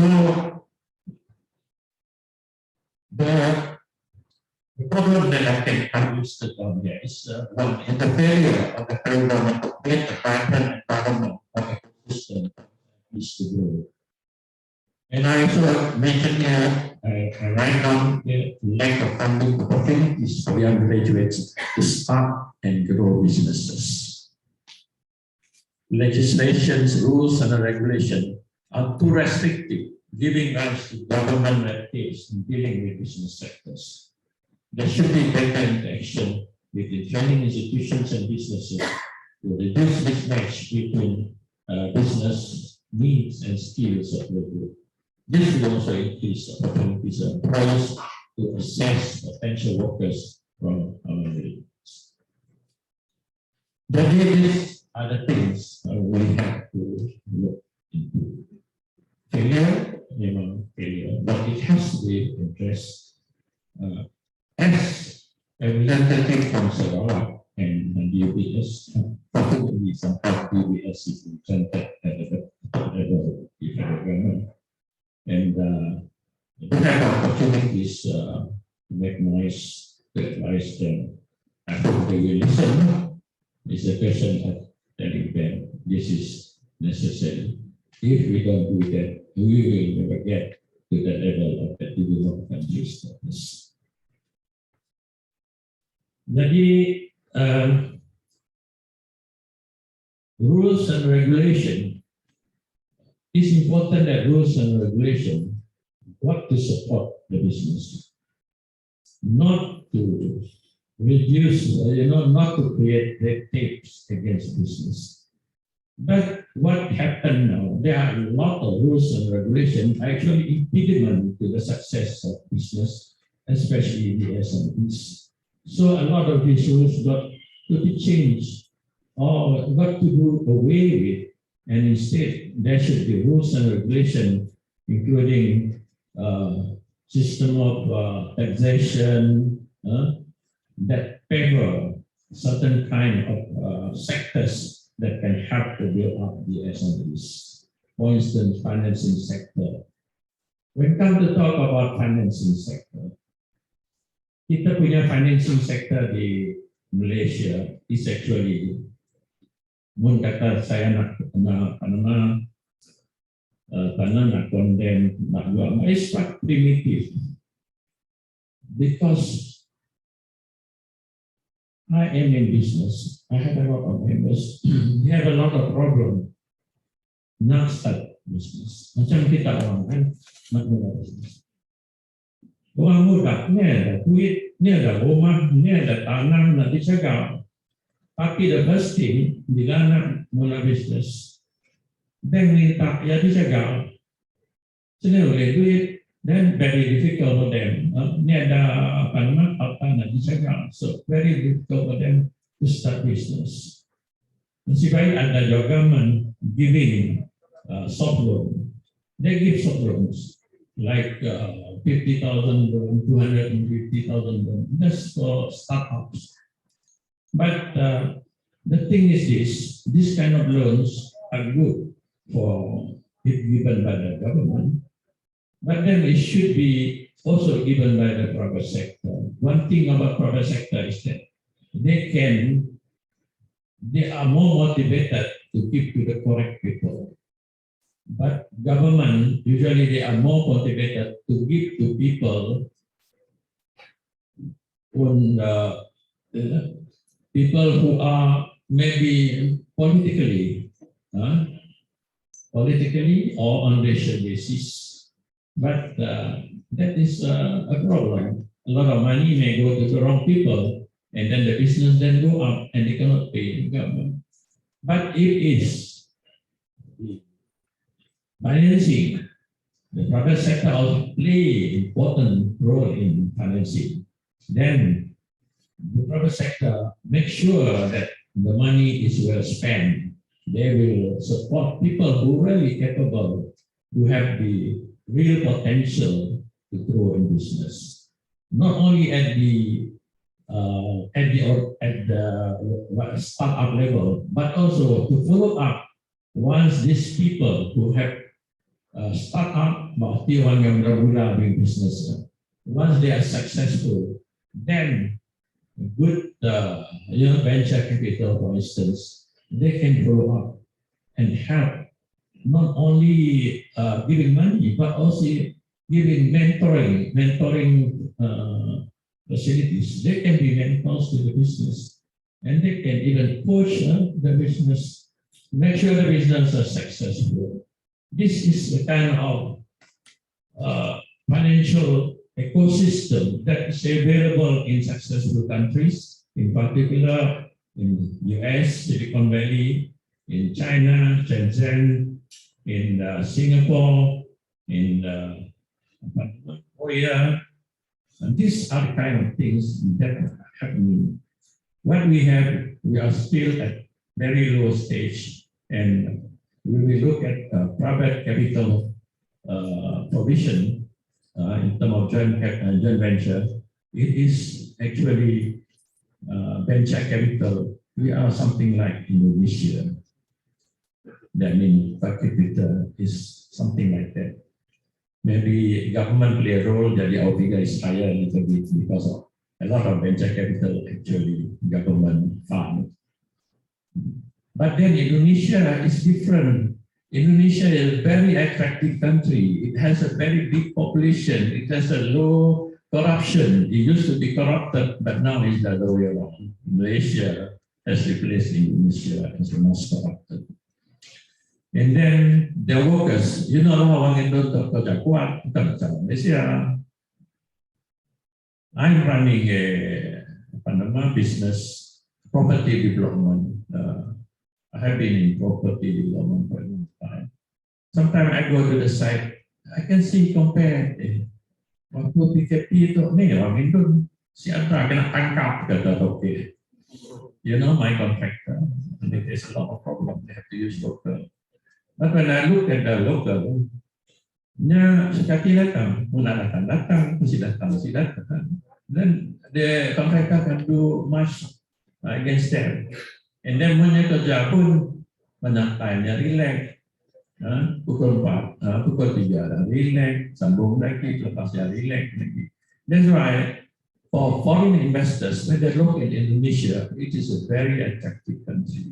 Not only that, the market is very big, the people are also hardworking, and they are much cleaner, less corruption compared to Malaysia.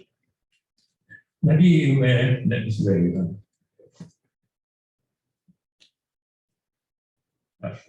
Okay, just a minute. Can I just some of the cakap sikit pasal the role just briefly I here masa singkat to be fair to Mr. Chairman.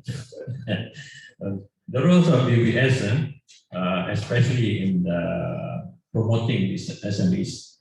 UBS provide networking platform for our members. This facilitates exchange of information among members. This is important in business. We have to exchange information. Tidak dapat kerja seorang-seorang, then we may not know what other people are doing. So if you know, you have something, you tell your friends, if your friends something, they tell you, and that it provides synergy for fast development of entrepreneurs.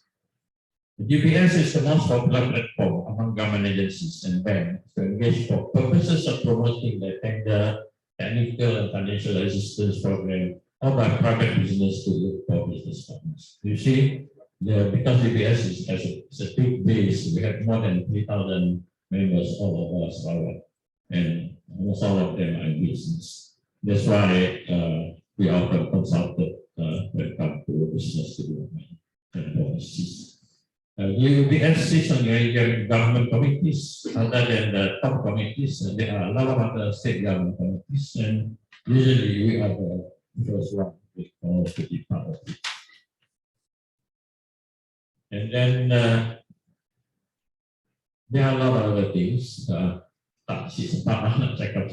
Maybe I'll stop for the time being. Thank you very much. All right, thank you so much, Dato'. Of course, we have lots and lots of information on UBS. Of course, we'll be happy to share more because it's possible to cover the scope now. Yeah, we are also available after the forum. We want to talk more about UBS.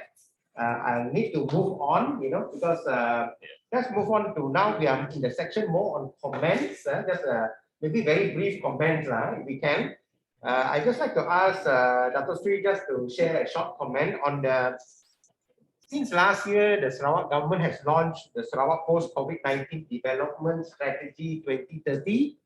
All right. So we are in for an exciting voyage from now until 2030. But for SMEs, perhaps Dr. Sri Victor would like to comment on what is the way forward for SMEs based on your understanding of what has happened. How can they participate in PCDS 2030? If you can just comment on that, yeah. First, I would like to applaud the government, our state government, Sarawak government for being proactive to make sure by introduce Sarawak post-COVID-19 development strategy 2030, ensure the Sarawak to stay on track on this recovery, to strive to be equity and inclusions diversity as well.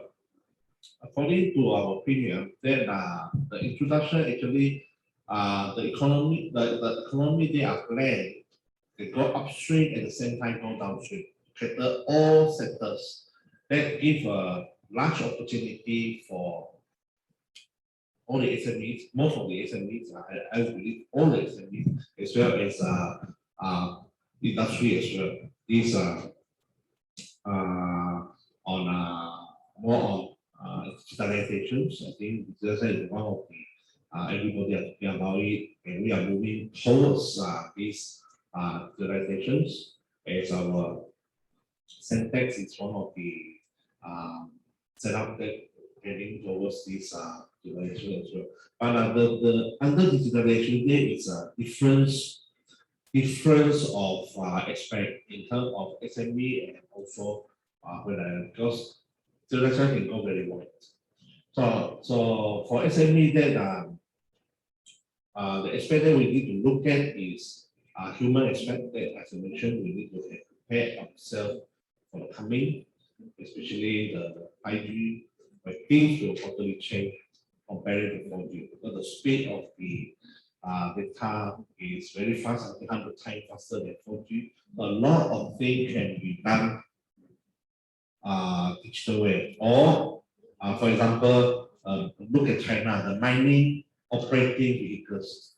Now they don't really physically drive the car or drive the excavator on the site or mining, because this can reduce the safety of the employee. That physically you are not there. You just control the excavator in the room with a setup. It's just like playing games. Maybe now is a good time start learning all these new equipment coming in. Car can be driven by itself. It's all these 5G was equipment. Most of the car can be driven by itself with these equipment that are controlled on navigations.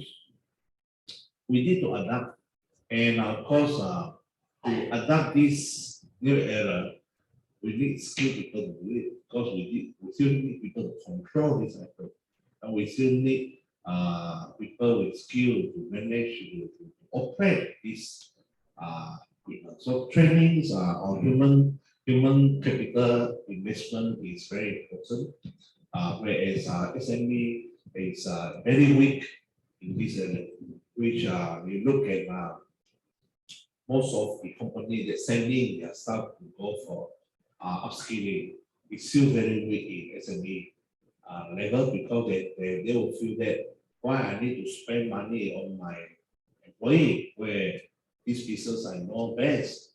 But you look at other side of the coin, if we are going to put in the more advanced machines or upgrading machine with all these digital facilities there, you will not be the best person to know how to operate.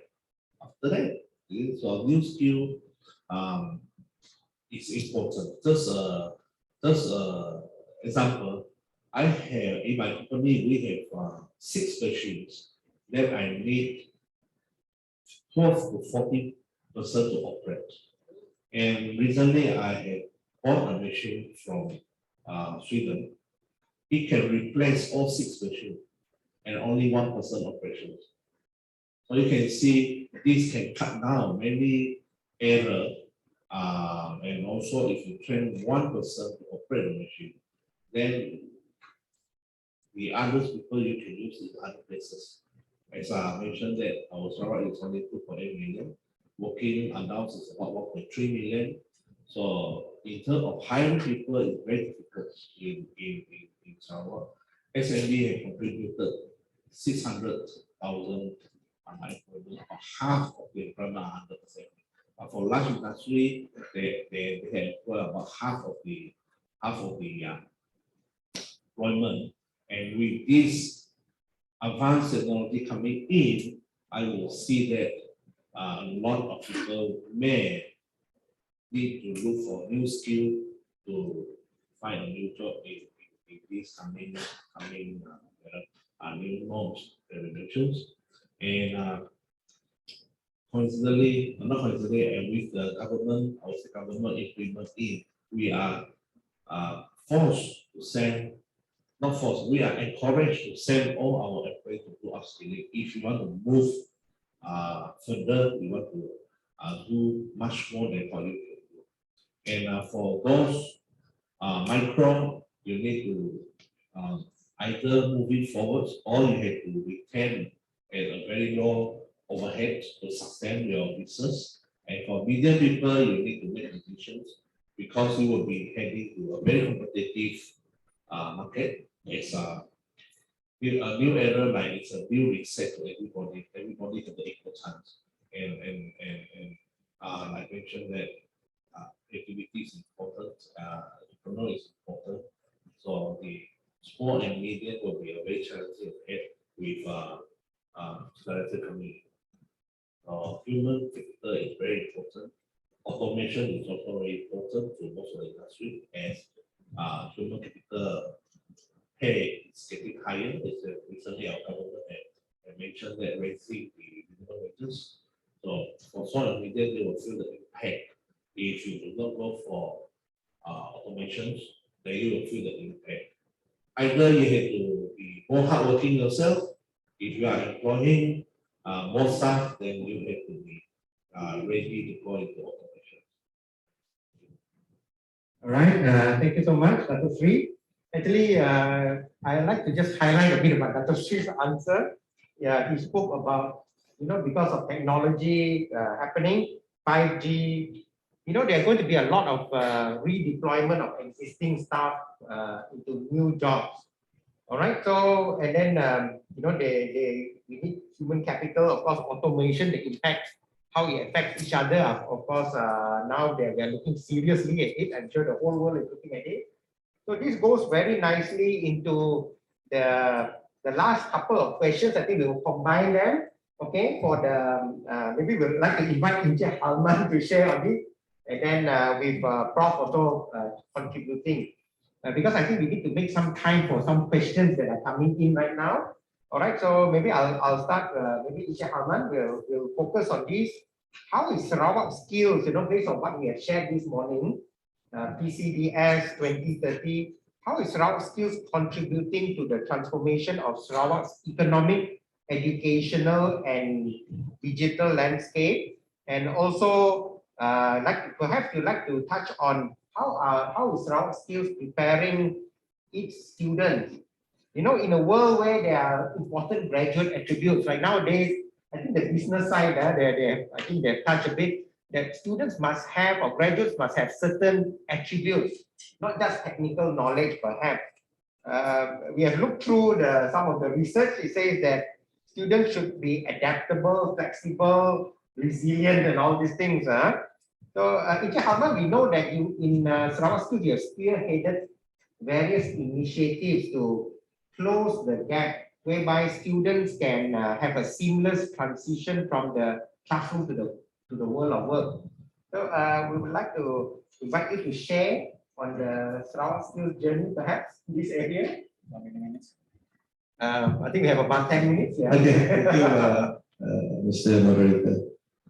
Okay, Sarawak skills is lucky enough because to us, I would consider we are very agile to the situation because we are being managed by the industries.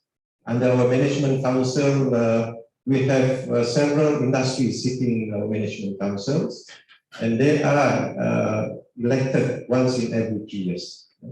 So you see, our movement of agility is we can sense the change of environment. Okay? Change of environment.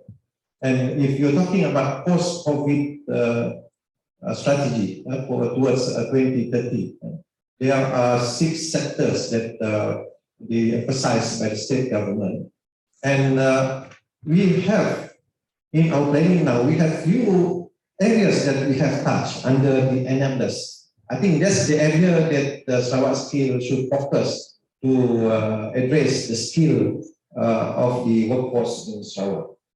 The seven enablers here, if I may mention here, is digital transformation, innovation. Second is innovation. Number 3 is educational and human capital. This is what we are doing now. Number 4 is infrastructure. Number 5 is utilities. We are also involved in this kind of training for utilities. We are a certified training provider for pipe fitter and mains layer. Transportation and renewable. Renewable, to me, it is achievable for our automotive college, because we have trainers in the area of EV and also hydrogen, the area of repair maintenance, which will be likely in the near future. We are going into EV and also hydrogen. We have that expertise now. So, in other words, we are partially agree on that, but we can't say that we are ready, but we are going to improve on how can we answer the call of this the 6 sectors that are mentioned in the post-COVID strategy. Okay, if you notice here that in terms of the syllabus that we are doing now, we are running certificate, diploma, and degree level, which are certified. There's no way that we are running our own program, just like kind of short courses or even attendance of what called certificate of attendance. We are certified. It means that once you are certified, your career progress, your career ladder is very clear. Either you want to work or whether you want to study. So this is the benefit of Sarawak skill. And if you can notice that our certified skill program is certified by JPK, and JPK also is the authority who is also in the managing the NOS. NOS is National Occupational Skills syllabus. So these are the areas that the public should know. So if you come to Sarawak skill, for sure you will be skilled person. And the record shows that an average of 90% of our students are employed if within the 6 months after graduation. That's the record. It's achievable for Sarawak skill and its learning of institution. As most of the syllabus module are based on NOS, NOSSS, it is always updated to meet the expectation of the industry. There's no way that we are not updating our syllabus, because if the change of environment, change of how the industries work, there is a change of syllabus. And our instructor, our teachers will be busy with the new work instruction manual that they have to do it, and certainly will be certified by the authority later on. So these are the areas that the public should know why Sarawak skill graduates are very well demanded by the industry.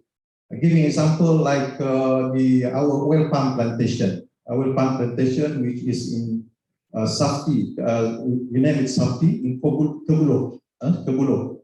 You see, it is surrounded by the industry, and we don't have to go out to look for the job. The industry will come in and plug our graduate to work in the industry. Almost 98 to 99% they are working in the industry in Sarawak. So these are the area and achievable factor that why the workforce based on the industry needs, that why the public need to come to Sarawak skill, or the student to come to Sarawak skill and embark on this skill training, which is 70% practical, hands-on, and 30% is theoretical. The other one is we're talking about skill certified by nationally by Jabatan Pembangunan Kemahiran. The other one is internationally certified. We have been conducting BTEC HND, which is very popular in Miri, which is also very well demanded by the oil and gas sector. So it's an opportunity for the youth to work in the oil and gas industry. Under this sector is called mining sector. And soon we will be producing the skilled workforce based on the certified national NOCN, I can remember the acronym, which is UK certified program. And recently, we are also certified training provider for KNX electrical protocol. It's meant for the smart building.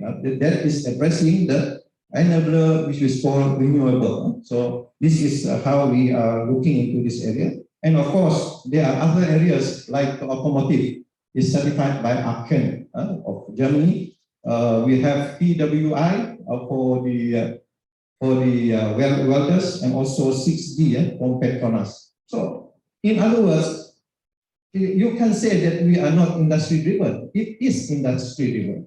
And how we're going to move forward after this year is to realize that we have to embark what we are doing now into the digital technology or this automation or industry 4.0. That's why we are seriously looking into it. And the industry-driven consultative committee, which we have meeting yesterday, is emphasized on digital and automation to address not only the current needs of the workers, but the future needs of the workers. But if you're looking into the 2080 rules, which is considered as Pareto theory, out of this program that we are embarking now is currently we are embarking 80% of the program to address the current needs of the workforce, and the 20% we are embarking on the future needs of the workforce. But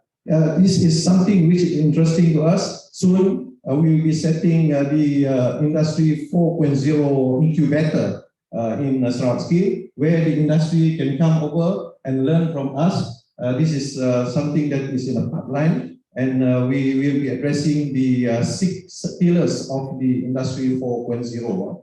So something which my team members will be excited about the journey towards automation and digital. So as a whole, I would say that that is technical, the hardcore. But as what Yang Berbahagia Dato' Hadi Bang Helmi was mentioning just now, other factors that we should be looking now is on the values, the values. So scanning the environment now, what happening in to emphasize on that sometimes we are bothered about the unemployability rate that's so high. Sometimes the skill, they have the skill, but the other things that they are lacking is on the soft skill, the human part. Humanizing the human, I would say humanizing the human. So in our approach of addressing skill training, there is a component what we call is character building. When we have this character building, foremost during our delivery or whatever approaching on methodology teaching, we will address on integrity. How a human can be a good person, how a human can work in a team, how a human can communicate well, and how a human can really contribute into quality and productivity. That's very important. The soft skill is very important. I think a few years ago, I think 4 years ago, I visited one company in Samajaya. So they say, we don't have any problem on, that's what the manager was saying, we don't have the problem on technical skill from Sarawak skill, but there are a few cases that they are lacking in soft skill. So this, we have to consider this seriously how could you hire those who are who are well technically to work when they have a different attitude? Well, I think Dr. Sri is agreeable on that. They can work in a team, they can communicate, they can even produce quality work. So that's very important for SME in Sarawak. Thank you very much. Okay, thank you so much, Mr. Helmut, for sharing on that. I found it very interesting that the part of humanizing the human. Yes, it's true. We don't just need a repertoire or collection of technical skills. We need all important soft skills as well. So I'd like to invite Prof. Would you like to comment on that area, perhaps in like at ICAX University College part? How are we transforming and producing graduates who have the required attributes? Attributes is very important. Right now, our business innovation is scattered in the world. So in ICAX now, we are developing courses that asking students to do research projects. So there's something that you cannot get from the textbook. Okay? So we will support the student, and student will innovate. So that's a problem with our entrepreneurs. And most that's why we have so many entrepreneurs, but we are not progressing good enough. Because we are not innovating. For example, when I came to Sarawak, I saw so many people stall burger. Tak ada benda lain. Tengah hari orang besar. Malam semua burger. Every attendant rumah burger. Kata, I said, burger masa I was in US, tak ada yang burger banyak macam ni. Only able to buy burger certain punya outlets. So this is something we should be innovative. Ini jual burger tongkat ani ke, special ke. So, ini tak ada. So this is where the student, we will produce not only students for industry, if possible, we want to have students who become entrepreneurs, innovative students. Another course that we will introduce, I already when we give a master course, I think this course also, to offer not the entrepreneurship course, but technopreneurship. It means how they use all technology, right, to be entrepreneurs. But this is very important. So after the COVID, you can see that the importance of technology, right, to be entrepreneur. So all the if possible also in future we can integrate rombak program to introduce that in the undergraduate program. But so far now I take care of the postgraduate program. I already said that, and we mentioned to the VC, we also need to change up the curriculum so that we become a research, everybody involved, not only the lecturer but also the student, because we want to have innovative students. This will prepare us. We have better student in future. So we have many entrepreneurs, I agree. But the problem, the real entrepreneur, so many people they claim they're entrepreneur. That they don't produce, they just transfer from one pocket to another. Well, imagine, this example, I hope nobody feel offended. Okay? But this is a real case, not in Sarawak, I don't know, but in Malaysia it's very peculiar. You bagi project A, contract A. Contract A tak duit, contract B. Contract B tak buat, contract C. Yang buat contract D. So the entrepreneur is someone who take risk, right? What is entrepreneur, right? I don't become entrepreneur, I said, because I don't dare to take risk, right? I mean, Dr. Sri, he dares to take risk, right? But I don't dare to take risk. I know all the theory, right? But I don't dare to take risk. So the entrepreneur is only D, contractor C, D, right? Who willing to take. There are so many layers that are not taking a risk. So there's a problem that we have so many now claiming themselves entrepreneurs, okay? But they don't dare to take risk. But they just transfer from D to C to B. And this is something that we should really look.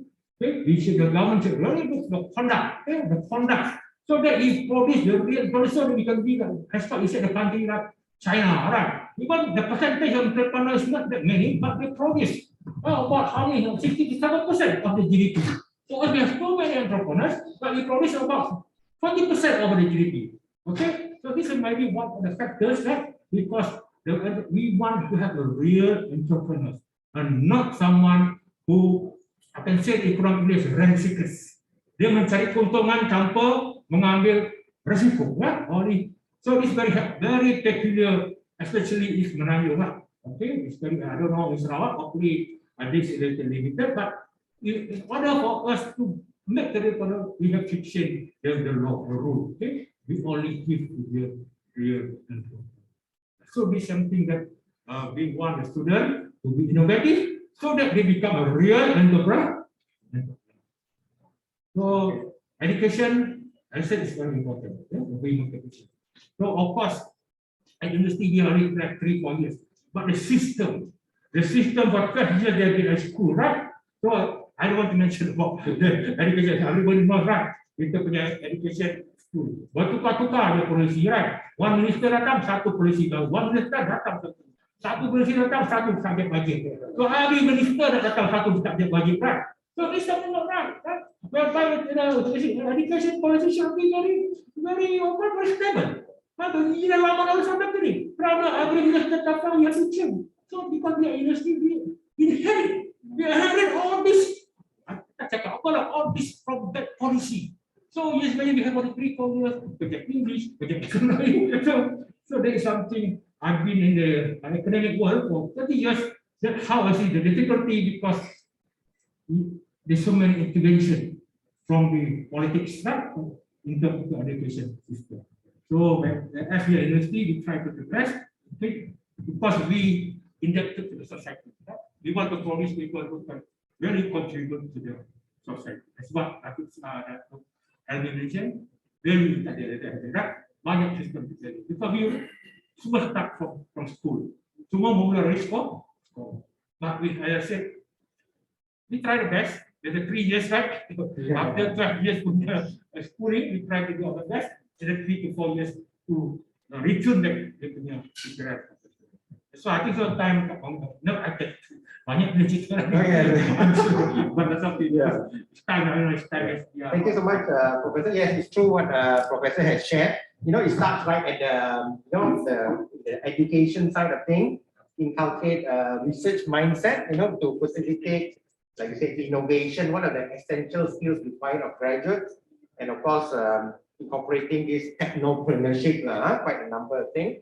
Well, everyone, because of the time right now, I think we'll go directly to the Q&A session. Okay, we have a number of questions that have come in, so I'll just refer to the questions right here. Starting with question 1, of course. These are all numbered, okay. All right, question 1. Let's look at question 1. Maybe we have to, because of time, we limit the length, just maybe some point. Okay, it says, this is from Omar bin Ali Sapian, STIDC. He shares, of course, I think it covered the impact of COVID here. Could anyone from the panel here highlight the solution to handle SME burden to recover? Maybe, maybe we'll start there. Can we start from there? Abang, perhaps you'd like to comment on that? I think the SMEs are having a lot of burden. Solution to help them to recover. Yeah, I think the one the person mentioned is Omar. I have covered it. Of course, the financial and trading. So basically, these 3 areas should be looked into. The burden, basically, they have a project, like they have business, but then they don't have any, what is called strong working capital. So that's the thing that the priority for SMEs to move forward.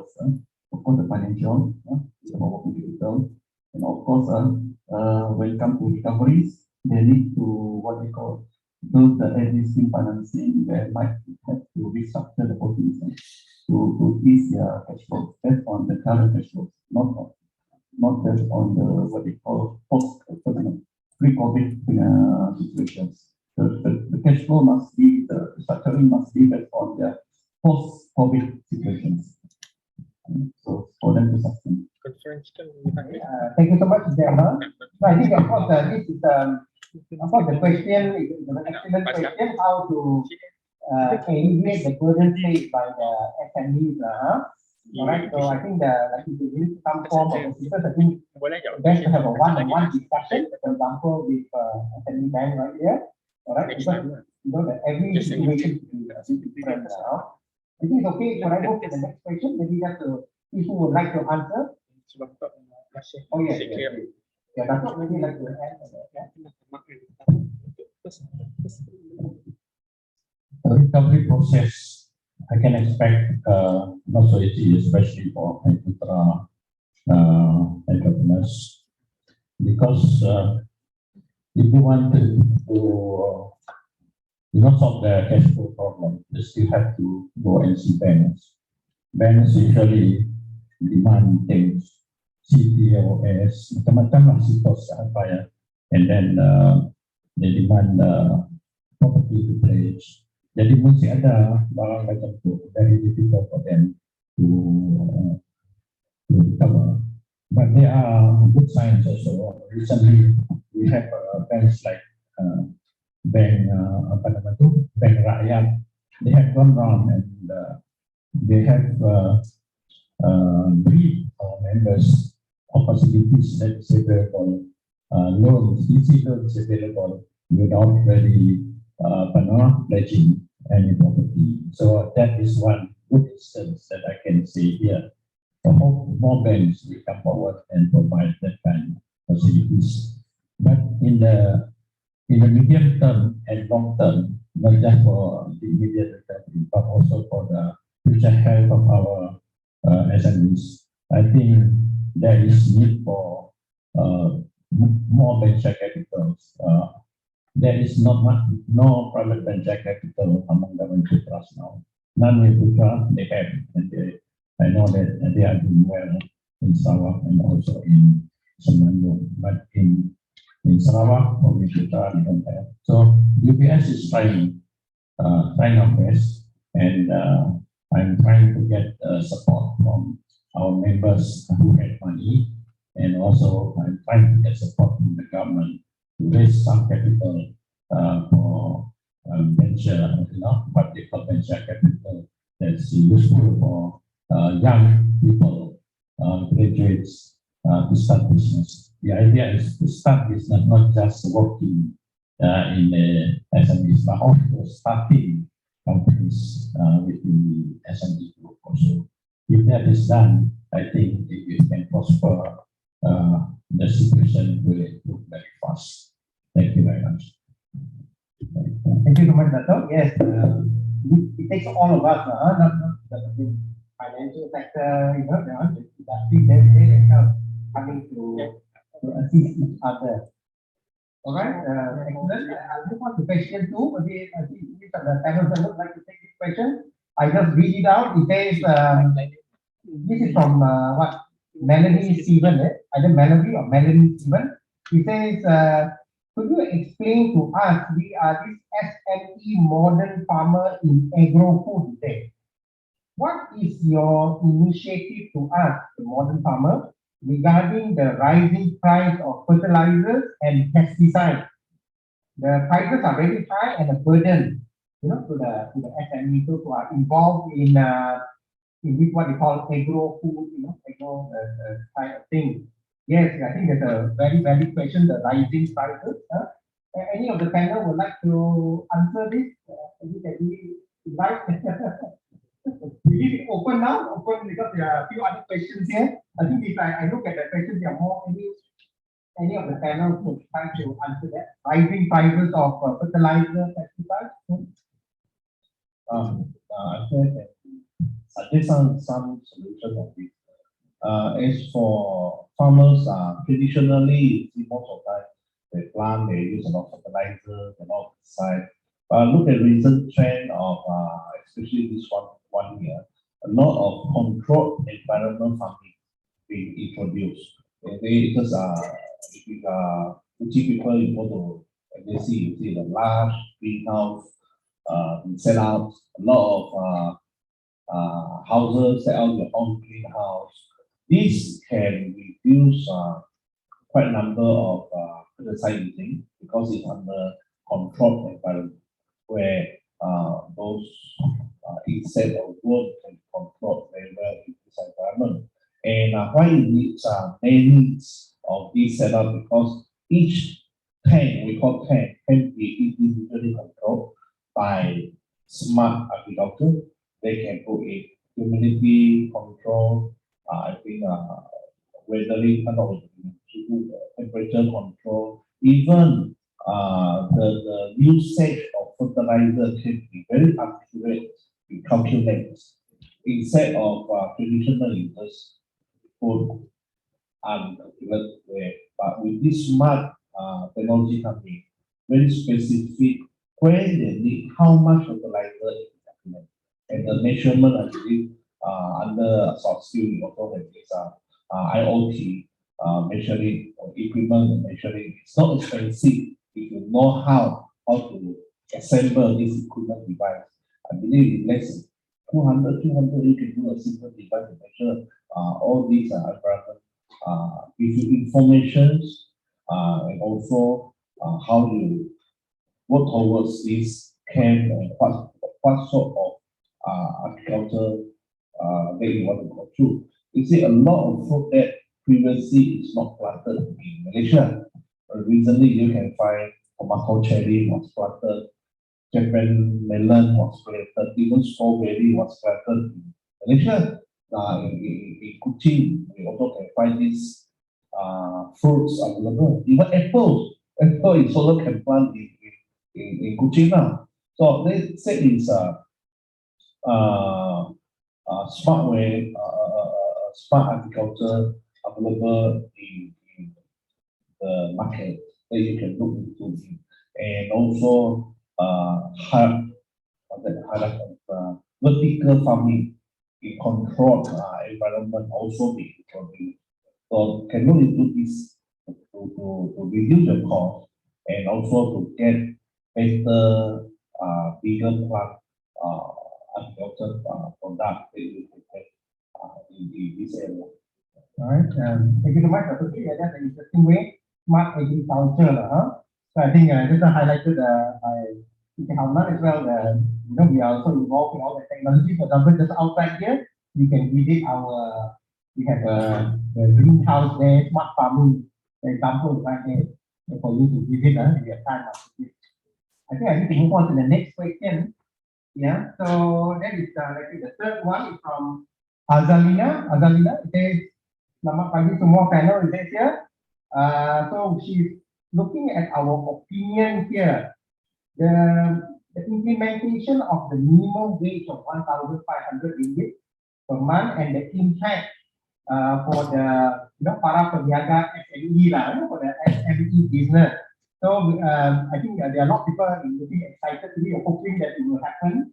But what is the view on this for the businesses, SME? Who would like to answer that? You like to answer? Okay. Thank you, Doctor. Yeah. There were many panel members who would like to chip in. All welcome. 1,500 minimum wage that has been mentioned by the government. Actually, when it comes to wage, we should all aim to have high wages. As I mentioned earlier, our wages are low, but doesn't mean that it can be propped up artificially. You prop up it artificially, or government decide on it. There are a lot of marginal firms will go under. Many of them cannot afford 1,500. Probably those in KL, Klang Valley, they have to pay more than 1,500. But in Sarawak, we are used to less than 1,500. I think 1,200 or something. And in rural area, maybe even lower. So the government got to take that into consideration, looking at which state it is. In Borneo State, definitely I think it should be lower than those in the developed states in Peninsula Malaysia. But the thing is this, we need high income, so the wages have to go up. But the trouble at the moment is that the business are in trouble, very bad trouble. COVID-19, 14 years, as I mentioned earlier, many of them set income.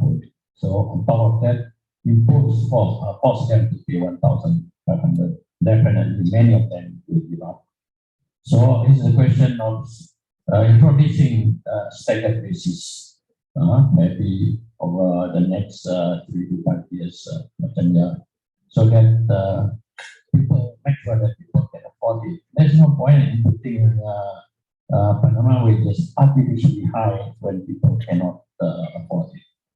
Business will go down, and then also inflation will come in, because any payment has to be matched with productivity. If productivity is low and salary only increase, then it will cause terrible inflation in the country. And then another thing is if a company increase from 1,002 at the moment to 1,005, not only the people at the lowest level will have to be increased. Orang yang gaji tinggi pun nak increase juga. Katakan orang gaji 600, takkan masih 600 juga. Orang di bawah sudah 200 jadi 1,500, jadi bezanya very small. Jadi orang di atas lagi, orang gaji tinggi lagi, kena naik lagi. So the overall impact to the company is high, and the government got to take that into consideration. Thank you. Thank you so much, Dato. Yes, yes, I think much consideration should be given to the implementation, the proposed implementation of this minimum wage. I think those of you who always check your news, whether it's online or you read the newspaper, you know, I think the news is flooded with all different viewpoints, you know, the pros and cons, and I think this probably decisions have to be made in the coming weeks or months. I'll move on to the next question. We have two more. I think we have just time for two more questions. The last two that we have. Number 4, let's see, this is from Encik Abu Sufyan, but Omar. It says, research findings show that education and training do not inspire young people and young graduates to choose entrepreneurship as their career choice, the entrepreneurship.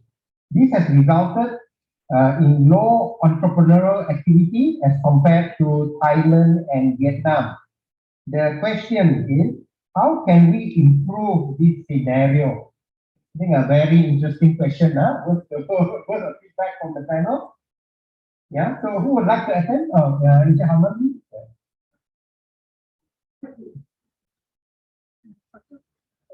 Very interesting question. Sometimes I like to look into this 20 and 80 rules because it makes sense. To become an entrepreneur, not everybody can become an entrepreneur. Okay? If it is 20 and 30 rules, 20% is nature. You semula jadi, you are natural and entrepreneur. And 80% is we need to nurture them. So when nurture comes into effect, there is a way we have to create awareness. We have to convince them. We have to inculcate to their mind and soul. This is the way forward for you to improve your livelihood. So that kind of theory, I always work on that. Because to me, from that 80% that you nurture, you train them, you expose them, definitely you wouldn't be able to also to get 100% out of that 80%. Faham? Tak dapat. There are some failure towards it. So I think that's why when we talk about education and training, we should continue doing it because changing person mindset is very difficult. Because you touch on your values, you touch on your principle. Right? So not everybody can become entrepreneur. Not everybody can become business. To be a successful entrepreneur is what Dr. Sazali was saying just now. Not bukan sahaja nak berjual burger saja, but you have to upgrade yourself. You have to be innovative. From burger become what? I think the story of Ramli Burger is very interesting. Dia daripada bawah hingga to produce Ramli Burger. So that kind of entrepreneur, this should be. We should have this one kind of quality of entrepreneur. But nevertheless, I always believe that once you train your youth, you educate your youth, sure there will be a very successful entrepreneur towards it. But don't stop doing training and education to the youth on entrepreneur. To this, I really appreciate what this Dato' Abang Ajali was saying, because we have to start from the youth now. We have to start from the youth. Kalau kita tak bagi awareness from the youth, I think the percentage of entrepreneur later on will be split. Tak ada yang akan jadi businessman later on. That's my opinion. Thank you so much, Encik Halman. Dato' lagi. Terima kasih. Actually, many people may not be aware that young entrepreneurs can earn a lot of money. UBS, we have been running this uptown di Kota Semerahan. There are about 120 of them who start to stop and dry. Some of them are doing very well. And sales, some of them sales satu malam, atau some of them 5,000 mudah-mudah sampai 10,000 pun ada. So this should be enticing enough for the young people if they are aware how much people are making. When you look at the restaurant, some of the restaurants here are doing very well. Kita lihat saja, ada restorannya buka sampai pagi sampai malam. Tiap kali at least 60% occupy certain time, waktu dinner, waktu lunch, 100%. Ya, ada seorang sekolah bapaknya bayar. So what these people make successful restaurants, and there are so many of them, mushroom of them, especially at Metro Jaya. I'm very, very happy to see those kind of things, because many young people now realize they can make much more money doing business than working with the government. And more people should be thinking along that line. Jadi, on the ecosystem side, especially the financial ecosystem, it has to be improved. The government can do something, but only to a certain extent, I mentioned, because one thing government can change, minister change, and then management of banks change, and the change selalu sudah government and their system ini kan mod atas mau kata okay mau kata ibu. So things change that make life difficult for entrepreneurs. This is why I advocate for more private sector financing like venture capital, and UBS is working very hard try to get our industry with some help from the government.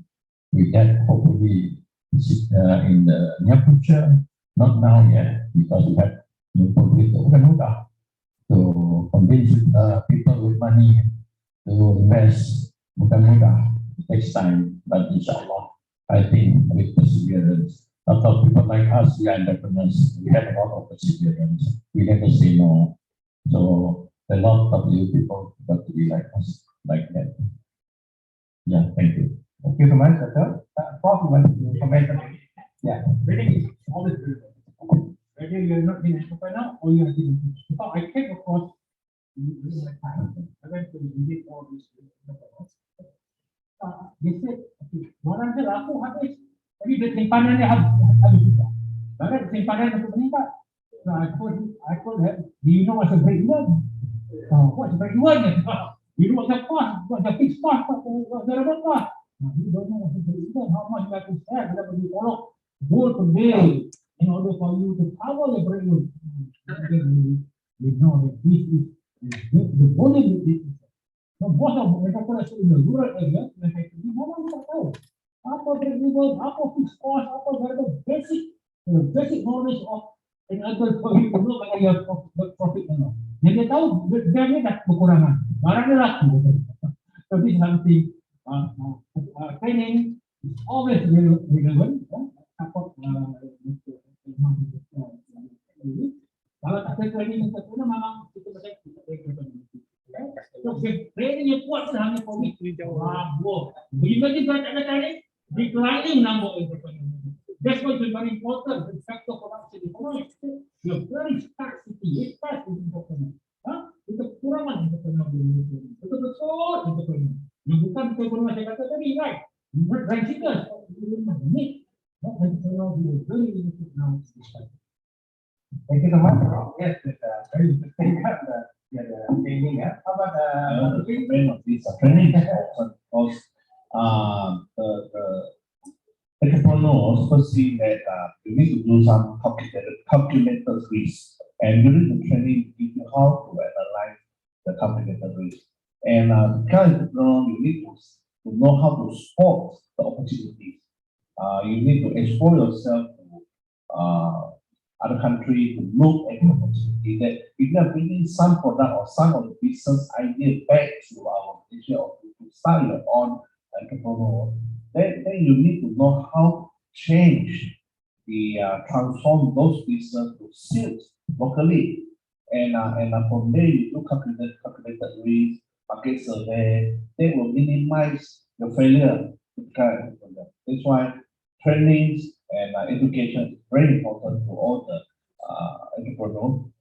And mentioned by also very important because this will determine the success or sustainability these conditions.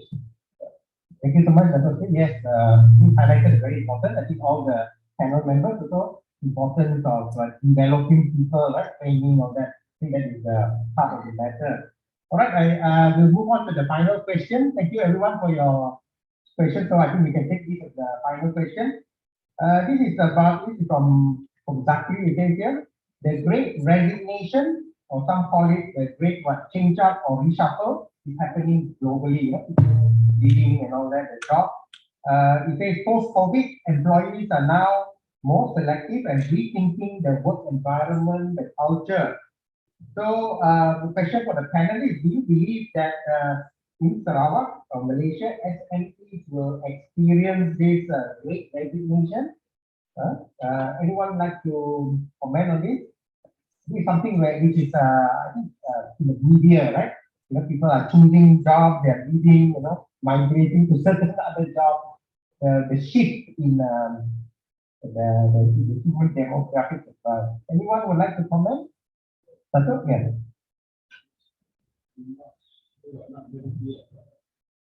Whether this was resignation or there's a term used for the great resignation. That means there are people who are leaving, yeah, I mean, they are leaving, going away from LLB.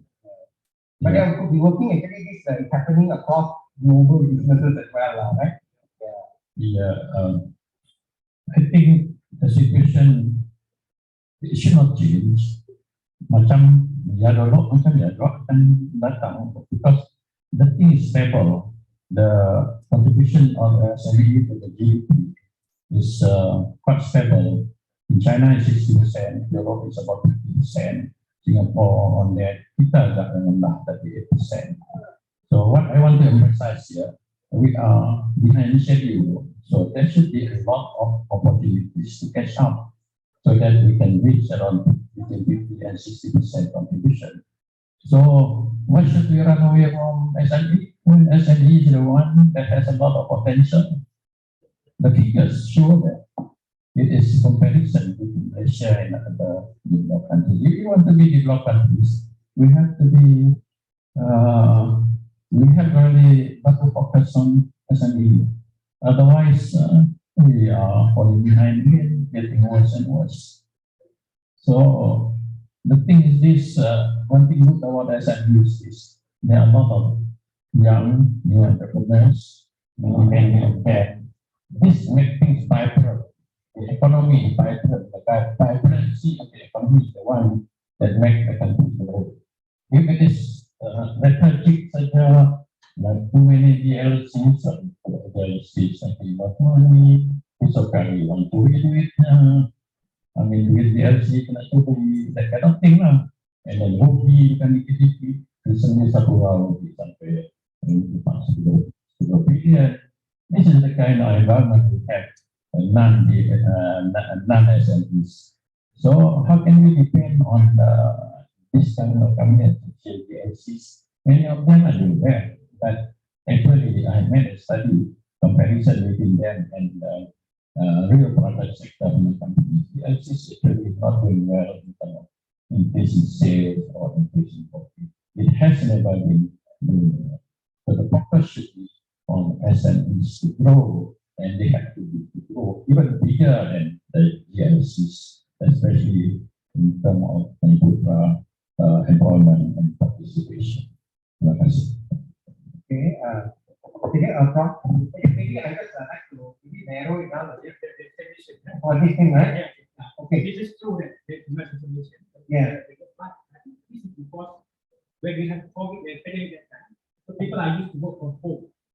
Okay, so they are used, so now they ask the office, comfortable working from home. So now they're working from home, some they have ventured into this. Online. So they feel comfortable. And also yang orang yang temporary weekends, nanti dia akan panggil balik, misalkan ke pilot ke, sebagainya. So you can see that many of them already started with business. So they need to support the pressure, the pressure to support the family, they venture to do that. Jadi pilot jual apa? Mie rebus saja kan. So they are comfortable. So to me it's a good sign, right? Good sign. Itu dia akan duduk dia, dia bukan duduk dia dah, dia tak macam-macam kan. So they changing the profession from salary to become employee. So this means yang muda-muda apalagi dia very energetic. So I was young. There's nothing for you to do. You belum ada family lagi. Macam saya nak menjadi pacarok, kalau fikir nanti anak makan apa, aku tak bayar sewa rumah, you all belum ada family lagi. You habis, you graduate. Terus jangan begini. Take the risk, right? Nothing to do. Just a calculated risk. Right? So that is where kalau saya pakai muda lah, okay, graduate, I'll be better. This one. So no, you're not going to lose anything. Habis dan cari. Okay, that's it. That's all, Mama. Thank you so much, Professor, and all panel members. Okay. Now we have come to the concluding phase of this industry forum. I'd like to thank all of you here. Before we leave, please, we got some announcements here. We'd like to thank our distinguished panel members. You know, there have been many interesting nuggets of information that have been shared over the last maybe 2.5 hours. And of course, I think it's an important step forward to start today, the future direction. There will now be a presentation of mementos to our distinguished panel members, and we should like to invite Mr. Alman to come to the front here to present the mementos to our panel members. Yeah, maybe we can all hold it and we'll say after that for group photo as well. All right, maybe I'd like to call upon to start with Dr. Haji Aman, please.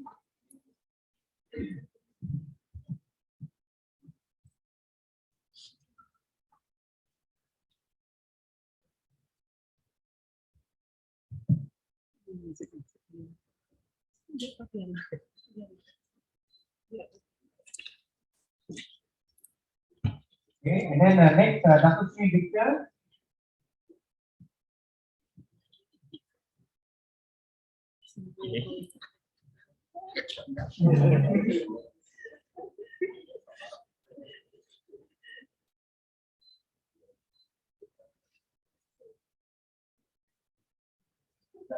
I'd like to invite Professor Dr. Shazali.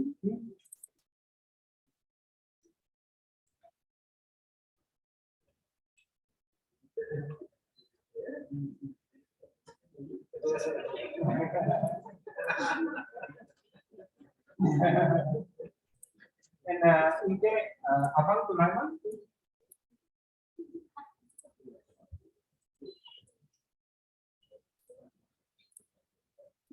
Maybe if it's possible, can we take a group photo together on the stage here? Okay, Shab, could you come?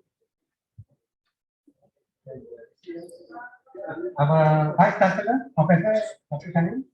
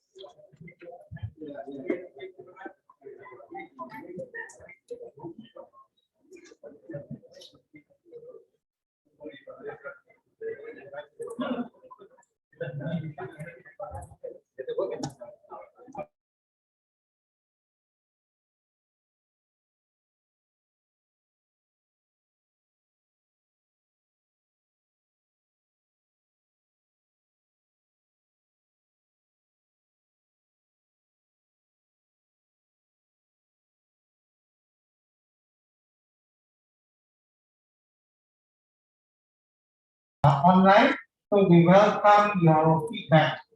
Yeah, thank you very much, everyone, and have a good day.